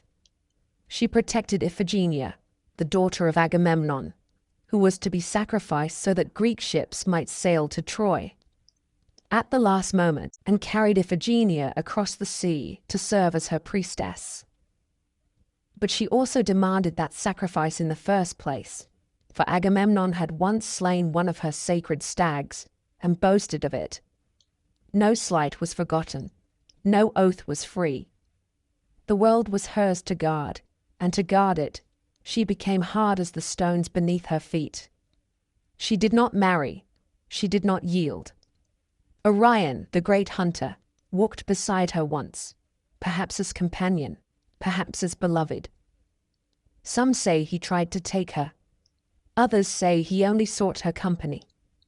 But in every telling, he died, whether slain by Artemis's own arrow, or by Apollo's cunning trick, or by the sting of a great scorpion sent to preserve her solitude. The result was the same. She placed him in the sky afterward, among the stars, but she did not weep. Artemis remains among the most feared and least understood of the Olympians. No temple contains her. No statue captures the chill in her gaze. She is the goddess of the in-between, not death, but what comes just before it, not love, but its untouched shadow. She rules the night, but not in dreams. She rules the forests, but not for their beauty.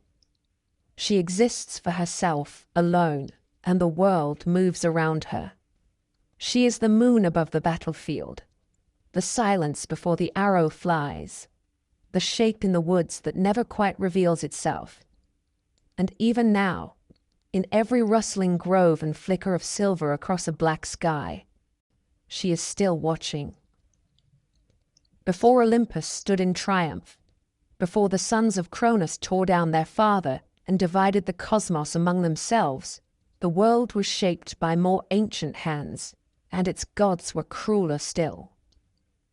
The heavens and the earth had once been locked in embrace, with Uranus stretched across Gaia like a shroud of stars.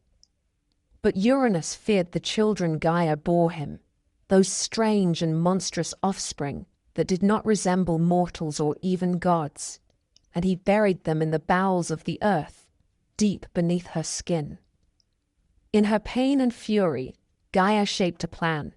She fashioned a sickle of flint and placed it in the hands of her youngest Titan son, Cronus, who took it and lay in wait. When Uranus descended once more to press himself against the earth, Cronus rose and struck. The blade flashed through flesh and sky. Blood rained down upon the soil, but the severed genitals, thrown behind him, fell into the sea. There, amid the churning waves and blood-dark foam, something began to stir. The sea hissed and swirled. From its depths rose a woman fully formed, a creature of such unearthly beauty that even the gods paused to watch. Her hair streamed like golden river reeds. Her skin shimmered like pearl. Where her feet touched the surf, flowers bloomed from salt. She came ashore on the island of Cythera, or perhaps Cyprus, for the tales differ, but in every telling, she was radiant and impossible. They named her Aphrodite, she who was born of the foam, and she walked not with thunder or fire, but with the unbearable ache of desire. From her the world learned to long. She was older than the Olympians, though she would take her place among them. Zeus gave her to Hephaestus, thinking to tame her with loyalty and craft. But Aphrodite was no wife of stone. She belonged to no one. Her beauty was not meant to be bound. She wandered freely, her eyes forever half-lidded, her laughter sharp and soft all at once. The gods desired her, mortals worshipped her, and wherever she went, the air turned heavy. She did not wield a sword. She did not hurl lightning. Her power was subtler and deeper. It slid beneath armor. It crept into the heart.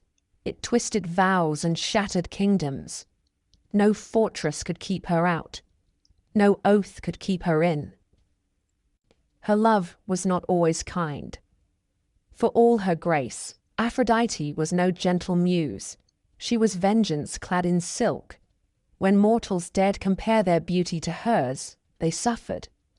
When women claimed they were more lovely, she answered with curses. When Hippolytus scorned love itself, preferring chastity in the hunt, she set his stepmother's heart aflame with lust for him, and from that fire came ruin. When she favored a man, the gift was as dangerous as any curse. Anchises, a shepherd prince, caught her eye, and she descended to him in disguise, claiming to be a mortal maiden.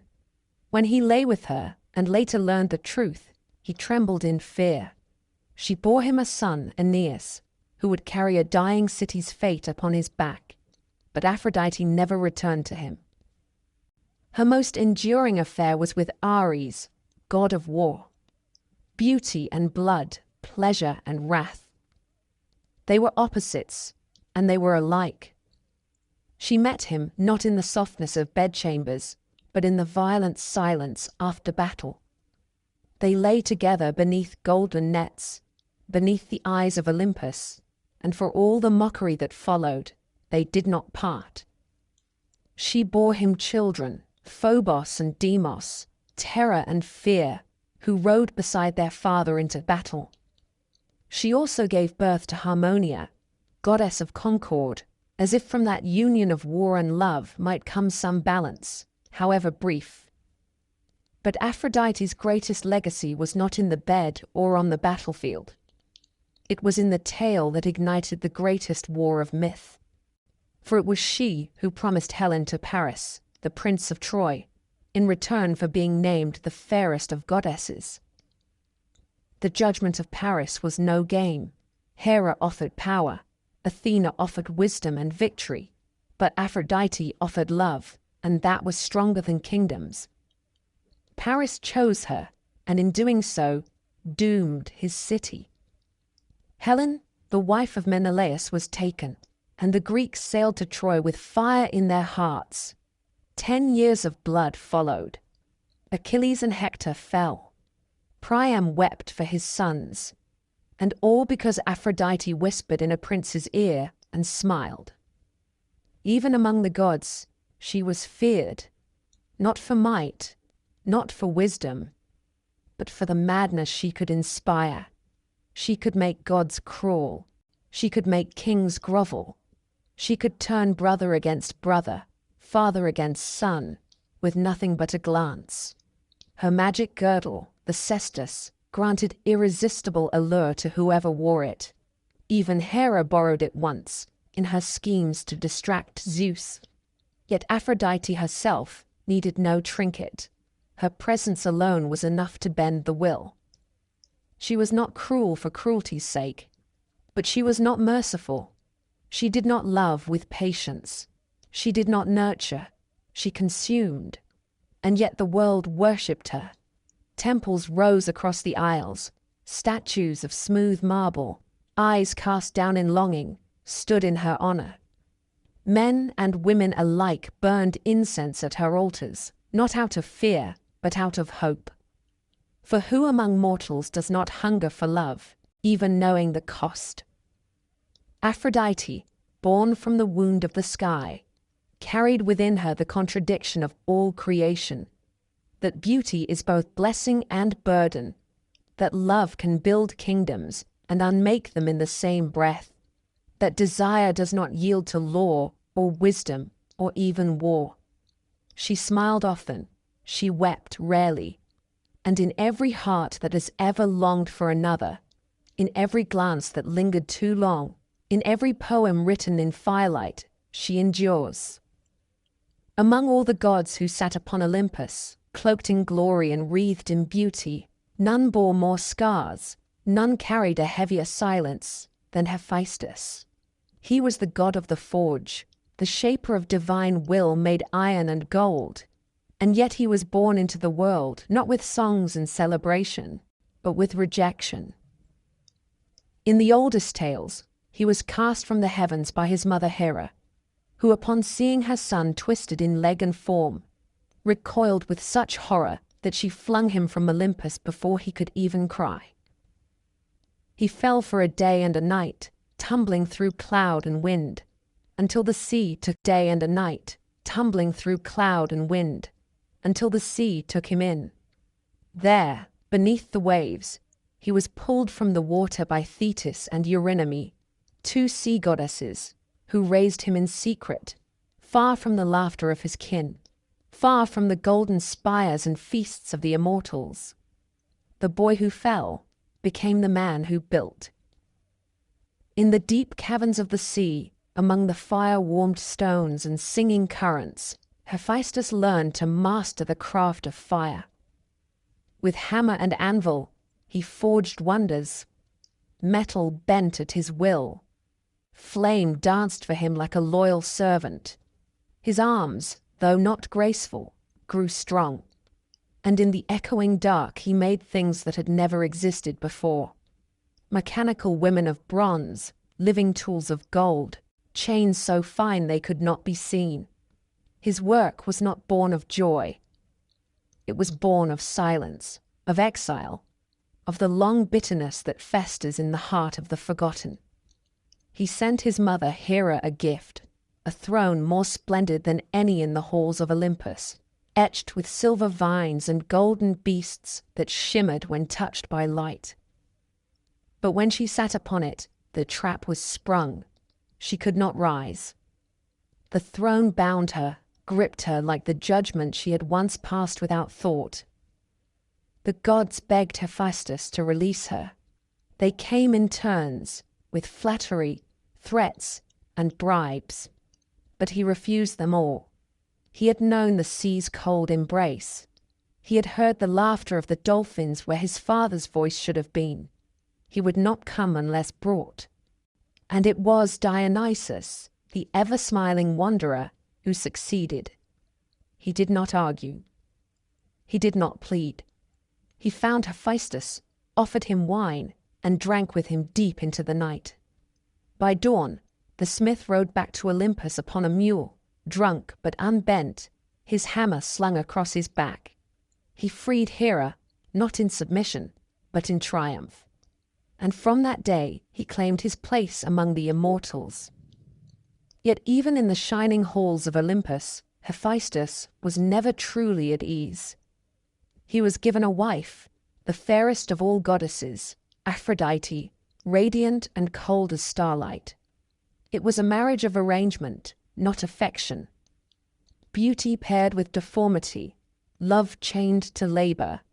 She was unfaithful, as many had whispered she would be. Her affair with Ares, bold and reckless, humiliated Hephaestus before the entire pantheon, but he did not rage as Ares would. He did not scream as Poseidon might have. He built a trap, a net so fine it was invisible, spun of threads no mortal could see, and he cast it over the lovers while they slept.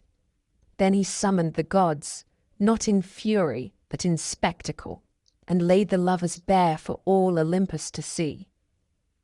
The gods roared with laughter, they mocked and jeered, but Hephaestus did not smile. He stood beside them, silent, the fire in his forge burning low and cold that day. He released them when Poseidon offered payment, not because he needed gold, but because even vengeance could not bring peace. Still, the forge was his dominion. No other god could match his craftsmanship. He built the palaces of Olympus. He forged the aegis for Zeus, a shield that shone like the sun and shook the world with its strike.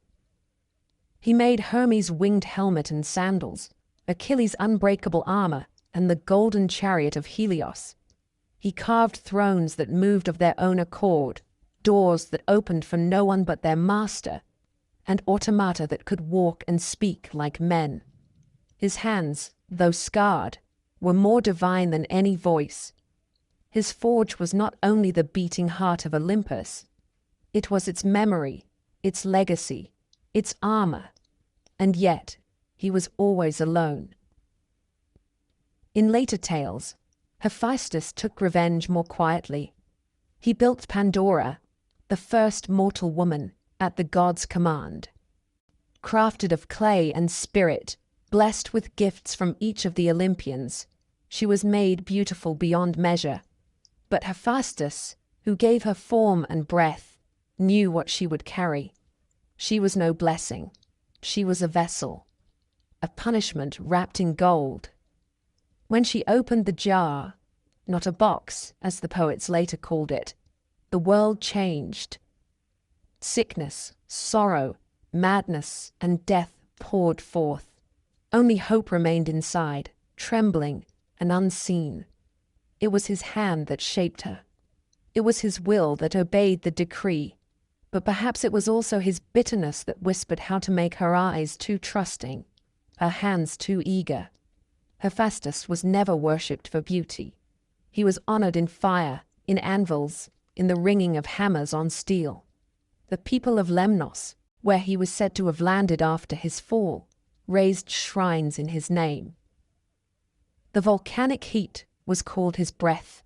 The sparks that leapt from the mountain were his laughter. He was not adored like Apollo. He was not feared like Hades. But when mortals needed weapons, when kings needed thrones, when cities rose from dust, they prayed to the god with the limp and the flame. He remained in his forge, always working, always watching. While others feasted and plotted, he built. While others danced and drank, he poured molten bronze. And though the gods might forget him in the songs they sang, they could not do without him. For every victory, every monument, every sacred weapon bore the echo of his fire. And in the end, perhaps that was enough. Hephaestus, the outcast, the maker, the betrayed, forged not only metal, but Olympus itself. He bore no crown, but he shaped them all. On the day Hermes was born, the wind shifted. It was not a great tempest nor a divine omen, but a quiet change, a trickle of air curling where none had been before. Maia, one of the Pleiades, dwelled in a cave on Mount Selene, far from Olympus, wrapped in solitude and shadow. She bore Zeus's child in silence, without the clamor that usually accompanied the birth of gods. But her son was not a creature of stillness. He came into the world with his eyes open, already watching, already plotting. Before the first dusk of his life had fallen, Hermes had slipped from his swaddling cloth and set off into the world, as if the mountain could not hold him, and his cradle had never been meant to bind him. He would become the god of boundaries, and he began his life by crossing one. That same evening, the infant god reached Thessaly, where Apollo's sacred cattle grazed beneath the sun. Hermes looked upon them, not with reverence, but with mischief. He drove them away, hiding their tracks by fashioning sandals for their hooves and walking them backwards, a trick so clever that not even the far-seeing Apollo could follow the trail. He killed two, offered sacrifice to himself, and returned to his cave before the dawn, lying once more like a helpless babe, his eyes shut in feigned innocence. But the truth of Olympus is that nothing stays hidden for long. Apollo came, radiant and furious, dragging the child before Zeus to demand justice. And there, in the throne room of the gods, Hermes spoke for the first time, not in plea, but in poetry. With the same breath in which he admitted his theft, he spun tales, sang songs, and laughed at his own audacity. Even Apollo, whose wrath could boil rivers, could not help but smile. Zeus saw himself in the boy. He heard in Hermes' voice the echo of his own younger cunning, and in the boy's grin, the spark of something far more dangerous than brute strength, intelligence untethered by conscience. Rather than punish him, Zeus embraced him. He made him herald of the gods, gave him a golden staff called the caduceus, and tasked him to walk freely between the worlds of gods, mortals, and the dead. From that moment, Hermes bore many names.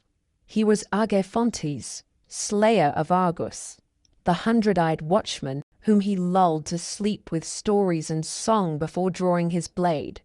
He was Psychopomp, the soul guide, who led the dead to the underworld, not with fear, but with calm. He was the guardian of travelers, thieves, merchants, and messengers. Wherever there were crossroads, Hermes stood at the center. He was not mighty like Zeus. He was not golden like Apollo. He was not solemn like Hades. But Hermes moved faster than any of them. His winged sandals barely kissed the ground, and his mind moved faster still. When Hera sought to torment Io, Zeus's mortal lover, by placing her under Argus's watchful guard, it was Hermes who came to her rescue. With stories sweet as honey and music soft as wine, he put Argus to sleep, blade in hand. His dagger was quick, but his wit was quicker. The eyes of Argus, after death, were set into the feathers of Hera's peacock, a bitter tribute. Hermes did not only walk in shadow, he brought invention. He crafted the first lyre from a tortoise shell, sinew, and ingenuity, and gifted it to Apollo as a peace offering. He gave mankind weights and measures, coinage and commerce, speech and calculation. Yet he remained ever untrustworthy. He lied as easily as he breathed. He tricked not for need, but for pleasure. But even his deceptions carried the glimmer of genius. He was the god of the in-between, where chaos and order met in handshake or blade. In battle, he carried the messages of Zeus. On fields of blood and glory, it was Hermes who whispered orders into the ears of kings, who lifted dying warriors from the dust and bore them unseen from the slaughter. During the Trojan War, it was Hermes who guided Priam into the Greek camp, cloaked in divine mist, to beg for the body of Hector. Not even Achilles, roaring and wrathful, could deny the solemnity of that moment. Hermes stood behind the old king like a shadow, watching, silent, bearing witness. He was not often in the tales of war, but he was always there, between every word, every pause, every unspoken vow. He had many lovers, though few were stories sung in temples. His son Pan, born of a nymph, was a god of the wild, of madness, of pipes and panic, goat-legged and howling. Some said he fathered Hermaphroditus, child of Aphrodite, who bore both manhood and womanhood, twin in form. Hermes did not love in constancy. He loved in moments, in flashes, in games played beneath the moon. Temples to Hermes rose at borders and gates, crossroads and marketplaces, places where decisions were made and fates were changed. Travelers offered him stone cairns, piled high to mark a safe path. Thieves whispered his name before the theft. Merchants carved his image into their scales. And the dying, as they gasped their last, hoped to see him not in wrath, but in mercy, to have their souls carried not by darkness, but by a figure who smiled, even at the end. For all his cunning, Hermes was never cruel. He was not a god of justice, but he played fair in his own way. He balanced the weight of the world between trick and truth, lie and law.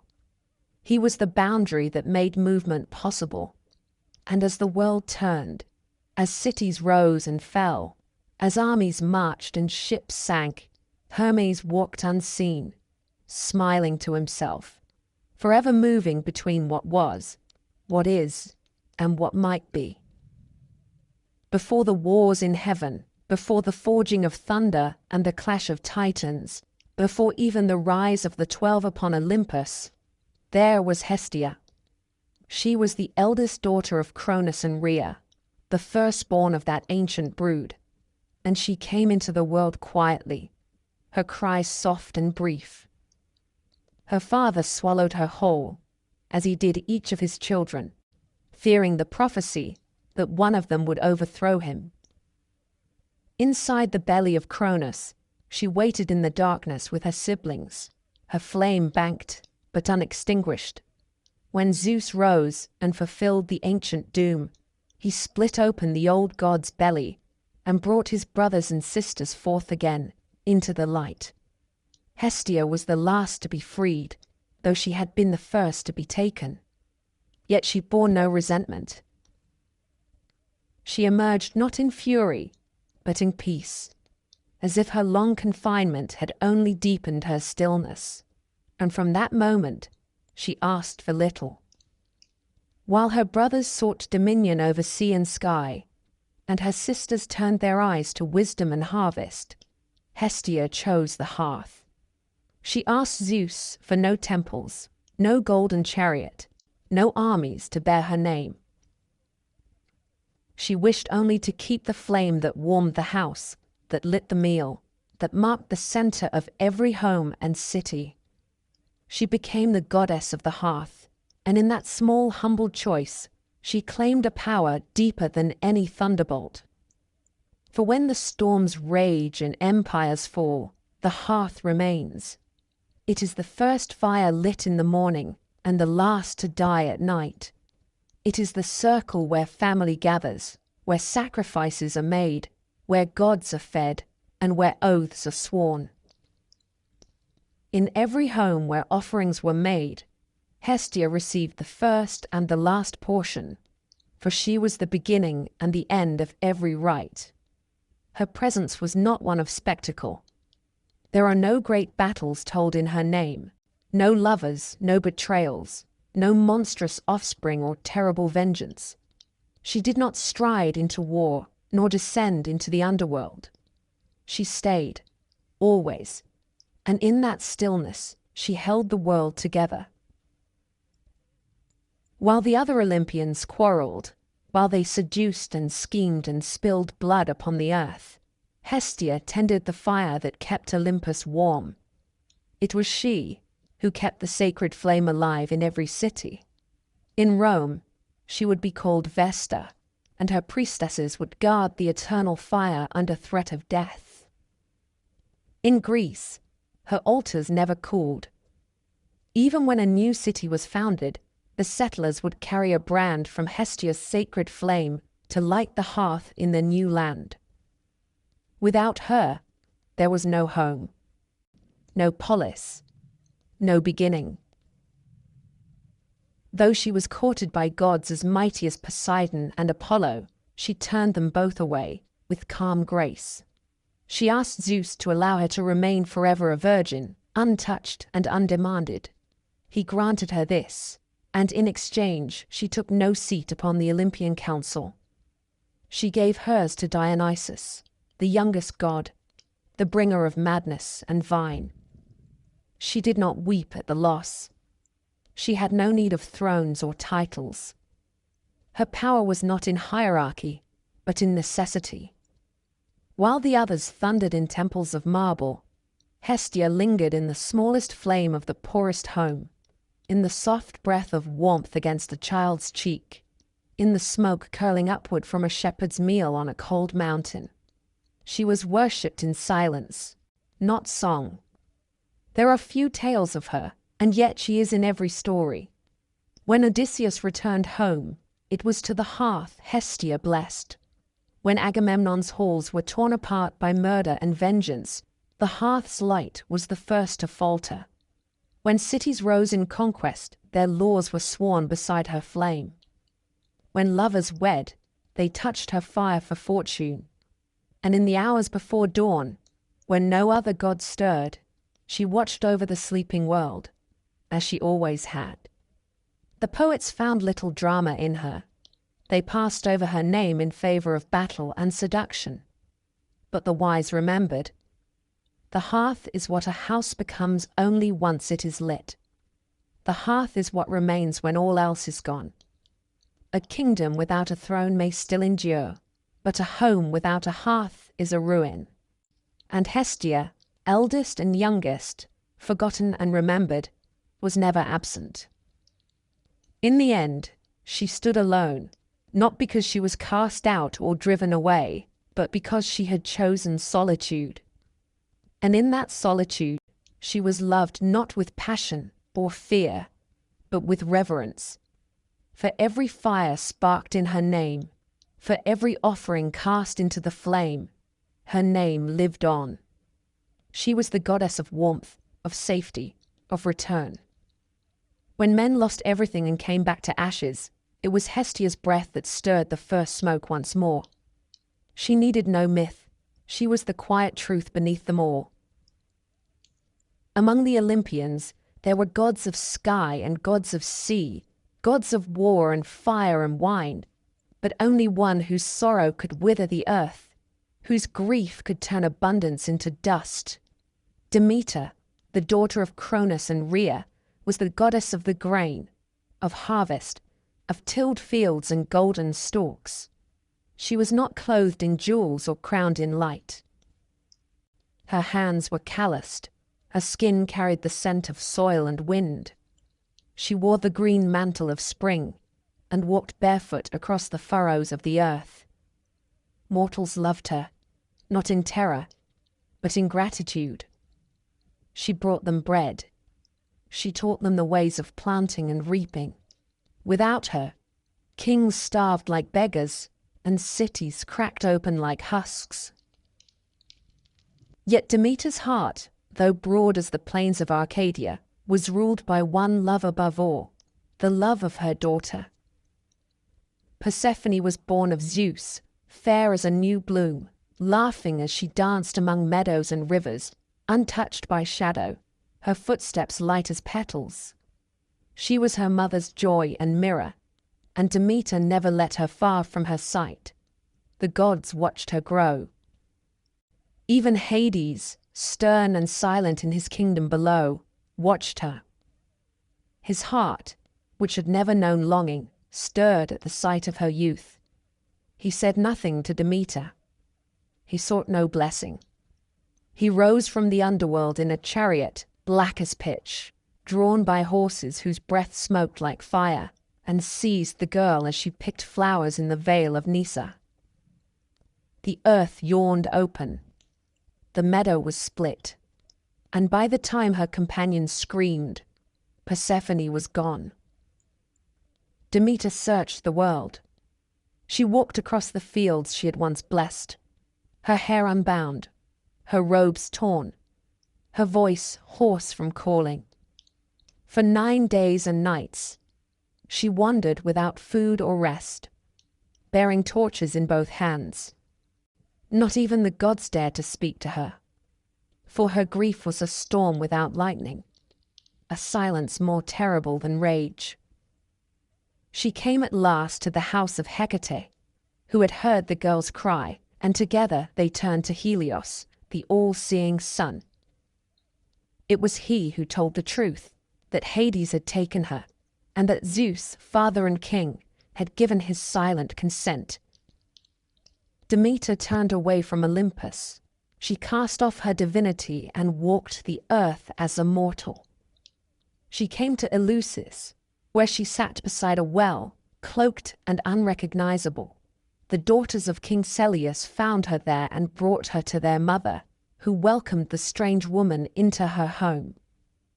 Demeter nursed the queen's son, Demophoon, and in secret tried to make him immortal, laying him in fire each night to burn away his mortal weakness. But the queen saw and screamed. The ritual was broken. Demeter revealed herself not in wrath, but in sorrow, and in her grief, she cursed the land. Nothing grew. The grain rotted in the field. Trees bore no fruit. The rivers ran slow and silted. Famine crept across the world like a shadow, and the smoke of dying hearths rose toward Olympus. Men and women prayed, not for favor, but for survival. And finally, Zeus relented. He sent Hermes down into the underworld to bring the girl back. Hades did not fight. He spoke gently, with the voice of a husband who knew he had done what could not be undone. He offered Persephone a throne beside his own. She had not wept. She had not screamed. But her silence had hardened, like the roots of old trees. And before she left, she took from him a single fruit, a pomegranate, blood red and bitter. She ate 6 seeds. So it was that Persephone returned to the world above, and the fields wept with joy. Demeter ran to her daughter, held her as if she could never let go. But the fates do not forget. Because she had eaten of the food of the dead, Persephone could not remain. For 6 months of the year, she would walk beneath the sun, and the flowers would bloom in her wake. But for 6 months more, she would return to the realm of shadows, a queen not stolen but enthroned, and the earth would mourn. In her sorrow, Demeter withholds her gifts. The winds grow cold. The trees cast off their leaves. The fields turn to frost. And so the seasons came into the world, not by decree, but by love, lost and regained, again and again. Demeter accepted this bargain, though her heart never healed. She founded the Eleusinian mysteries, rites so sacred and secret that even the poets dared not write them down.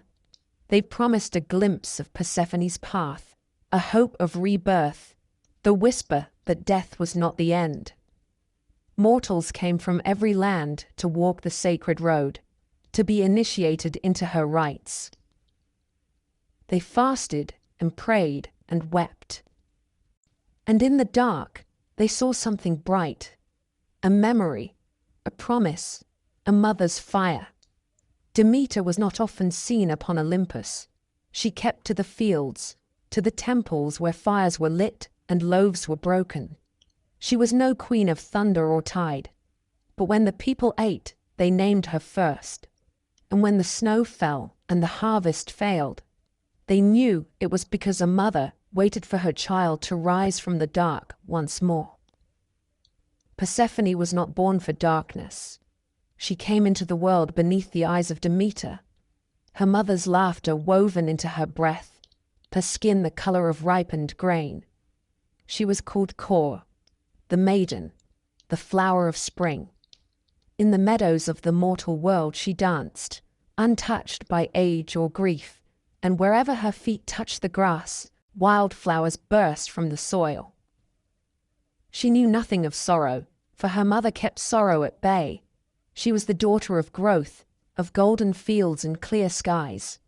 And yet, no god or mortal can outrun the shadow that waits beneath the earth. The world was not made to be only light. There is always a door beneath the root. There is always a silence beneath the song. It was in one such meadow that her fate caught her. She stooped to pluck a narcissus, the bloom so pale and bright that it seemed conjured. In that moment, the ground broke open. Not with thunder, not with war, but with inevitability. Hades, lord of the underworld, rose from the chasm with a chariot of black iron and horses, whose hooves sparked fire. He reached out and took her. She screamed. The earth closed, and the world changed. He did not demand her love, but he offered her power. No other goddess ruled as she did there. No one defied her. She was not the girl who had danced in her mother's fields. She had descended, and the world had not followed. She sat beside Hades in silence, and something within her began to settle. It was not happiness, but it was certainty. When Hermes came to retrieve her, bearing Zeus's command and Demeter's sorrow, she did not rush to him. She listened. She weighed the world she had left against the one she had come to know. And then, as if she knew what must come, she ate 6 seeds of a pomegranate, crimson and bitter. It was a choice, or perhaps the memory of one. The fruit bound her to the underworld, not forever, but for part of the year, half in shadow, half in light, bride of two worlds. When she returned to her mother, spring followed, the trees blossomed, but Kor was gone. She was Persephone now. She had seen the dead. She had ruled them. She had worn the iron crown. And though she smiled for her mother, there was a quietness in her eyes that had not been there before. She did not speak of what she had seen. Those who die do not return, but she had. And in her return was written the cycle of all things, the seed, the stalk, the harvest, and the fall. In the underworld, she came to be feared and worshipped as much as her husband, not for cruelty, for justice, for knowing. The Erinyes, the Furies, served her as they served him. The souls of the dead knelt before her as queen. She was not warmth, but she was not cold. She was the stillness in the tomb, the rustle of poppies at a grave, the soft voice that reminds mortals that all things must sleep, even gods. She was honored in Eleusis beside Demeter, in rites that whispered of death and rebirth. Initiates carried torches and fasted, seeking a glimpse of her path, the promise that even in death, something stirs. She was not sung of in war. She was not invoked by sailors or kings, but every field bowed to her. Every grave was hers. Every mother who buried a child cried out to her in silence. Persephone did not choose her fate, but she shaped it. She wore no chains. She was not weeping in the dark. She was sovereign. And each year when she rose from the underworld and the crocus bloomed, she reminded the world that even what is lost may return, though never unchanged. Her story was not tragedy. It was truth. That joy and sorrow are never far apart, that the earth feeds on both. And so she endures, in myth and memory, queen of spring and shadow, a goddess not of one realm, but of the threshold between. Long after the thrones of Olympus had been carved from cloud and marble, long after the Titans had been bound and the world divided between sky and sea and shadow, there came one who did not belong. He was not born into the cold splendor of Olympus, nor did he rise with spear or thunder in hand. Dionysus came into the world in secrecy, in sorrow, and in fire.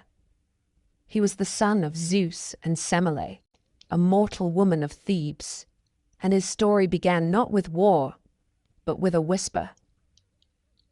Semele was beautiful, and Zeus, ever wondering, came to her in disguise.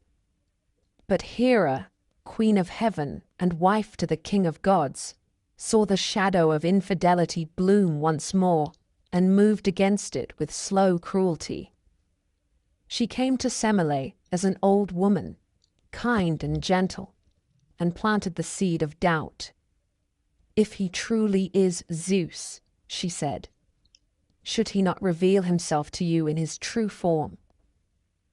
And so Semele, caught between faith and fear, begged Zeus to come to her as he came to Hera. Zeus had sworn to grant her any wish, and bound by his oath, he obeyed. When he appeared in his divine glory, crowned in lightning, wrapped in celestial fire, the sight of him burned her to ash. But from her womb, he rescued the unborn child. He sewed the infant into his own thigh, carrying him there until he was ready to be born once more. And so Dionysus came into the world twice, once of woman, once of God. He was a child of death and life, of mortal ruin and immortal spark. And from the moment he cried out, the world trembled with something new. He would never fit in the orderly halls of Olympus. His power was not in dominion, but in unraveling. Zeus, knowing Hera's wrath would not be cooled, sent the boy away in secret. He was raised first by Hermes, then by the nymphs of Nysa, far from Olympus, in wild groves where vines crept over stone and music never stopped. There, Dionysus grew not like Apollo, straight and golden, but sideways, curling like ivy. He discovered the grape, the press, the cup. He drank, laughed, wept, danced, and taught others to do the same. But his joy was not simple. It was dangerous. Wherever he walked, reason softened, and the walls men built between themselves and their beasts cracked. As he grew, he wandered. He was a god without a home. He moved through Phrygia, Thrace, India. He came not with spears, but with drums, not with soldiers, but with women. The Maenads followed him, their hair unbound, their eyes bright with frenzy. They tore animals limb from limb. They danced until their feet bled. They howled his name not in prayer, but in ecstasy. He was the god of wine, but not the mild sip of a cup in a king's hand. He was the god of intoxication, of letting go, of losing oneself in something greater, in madness, in music, in ritual. Yet those who denied him suffered. Pentheus, king of Thebes, cousin to Dionysus, mocked the god, called him a fraud, and forbade his worship. Dionysus came to him in disguise, soft-spoken and persuasive. He lured the king to the forest, dressed him as a woman, and led him to the Maenads. In their frenzy, they mistook him for a beast. His own mother, Agave, struck the first blow. When her eyes cleared, she saw the truth too late. She carried her son's head on a thyrsus, shrieking in triumph, and the god was nowhere to be seen. Dionysus did not rage. He did not raise his hand. He showed men the madness they kept within themselves, and then stepped aside as it bloomed. He returned at last to Olympus, not with supplication, but with inevitability. The 12 thrones were set, but Hestia, eldest and humblest, surrendered hers, and Dionysus, youngest and wildest, took it. He belonged not by birthright, but by proof. He had walked the world. He had shown mortals both delight and despair. He had died and returned. No other god could say the same. Dionysus became a symbol not only of joy, but of paradox. He was the god of theatre, where truth is hidden behind masks. He was the god of wine, which heals and destroys. He was the god of ritual madness, of possession, of that thin and trembling line between ecstasy and horror. His temples were forests. His rites were secret. His followers laughed with tears in their eyes. His was not the worship of reason, but of surrender. He was never truly tame. Even among the gods, he moved like smoke. One moment, a laughing youth with ivy in his hair, the next a grim figure crowned in serpents. His power was not forged in battle. It was awakened in revelry. His victory was not over monsters, but over restraint itself. And in every cup of wine, in every dance that forgets the world, in every mask that hides a second face, Dionysus still moves. He was twice born. He was never meant to rule, but he made the world feel what it feared to admit. That order is a lie, and beneath the stone temples and sacred laws, there waits the truth of frenzy, of transformation, and of letting go. The gods of Olympus no longer walk among us. Their temples have crumbled, their oracles have gone silent, their statues lie buried beneath moss and ash. But they were once everywhere. Their names were whispered with awe, carved into stone, etched into the hearts of kings and slaves alike. They shaped the lives of mortals with laughter and wrath, lust and vengeance, caprice and favor. They governed not from some distant heaven, but from mountaintop palaces just out of reach. They were not perfect. They were not always just. But they were present, a mirror to the mortal soul, magnified to divine proportion. And yet, time is the one God no other can defy. The old rites faded. The torches of Eleusis were extinguished. The feasts of Dionysus gave way to altars of another kind. Temples that once rang with song now house sheep and dust. And still, the Olympians endure. Not in thunder, not in glory, but in stories. They live in the rustle of pages, in the hush before a tale begins, in the hush after it ends. Their myths are not forgotten. They have merely changed their form. Zeus, who once ruled the skies with a clenched fist, now appears in the faces of kings, fathers, and tyrants. Poseidon, who shattered islands with his rage, is felt in every storm and shipwreck. Athena stands behind every wise decision, every clever war, every noble city. Apollo lives in music and prophecy, in the fever dream of art and sunlight. Artemis remains in forests untamed, in moonlight that touches the lonely path. Ares is found in every battlefield, not with a spear, but in the roar of bombs and the silence that follows. Hephaestus is there in the ring of hammer on steel, in every bridge and weapon, in every machine that bears man's ambition and suffering. Hermes flickers in every message, every word carried swiftly across continents, in every thief's grin. Hestia burns in every hearth, in every act of welcome, in the quiet center of a home. Demeter waits with the seeds, with the plow, in every famine and harvest. Persephone walks alongside every mourner, her hands cool and steady, the promise of spring in her eyes.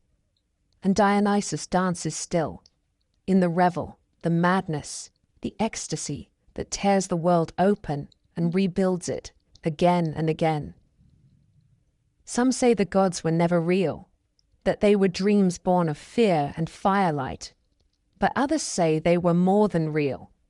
They were necessary, not because they were gods, but because they were us, made immense. They fought, they loved, they betrayed, they forgave.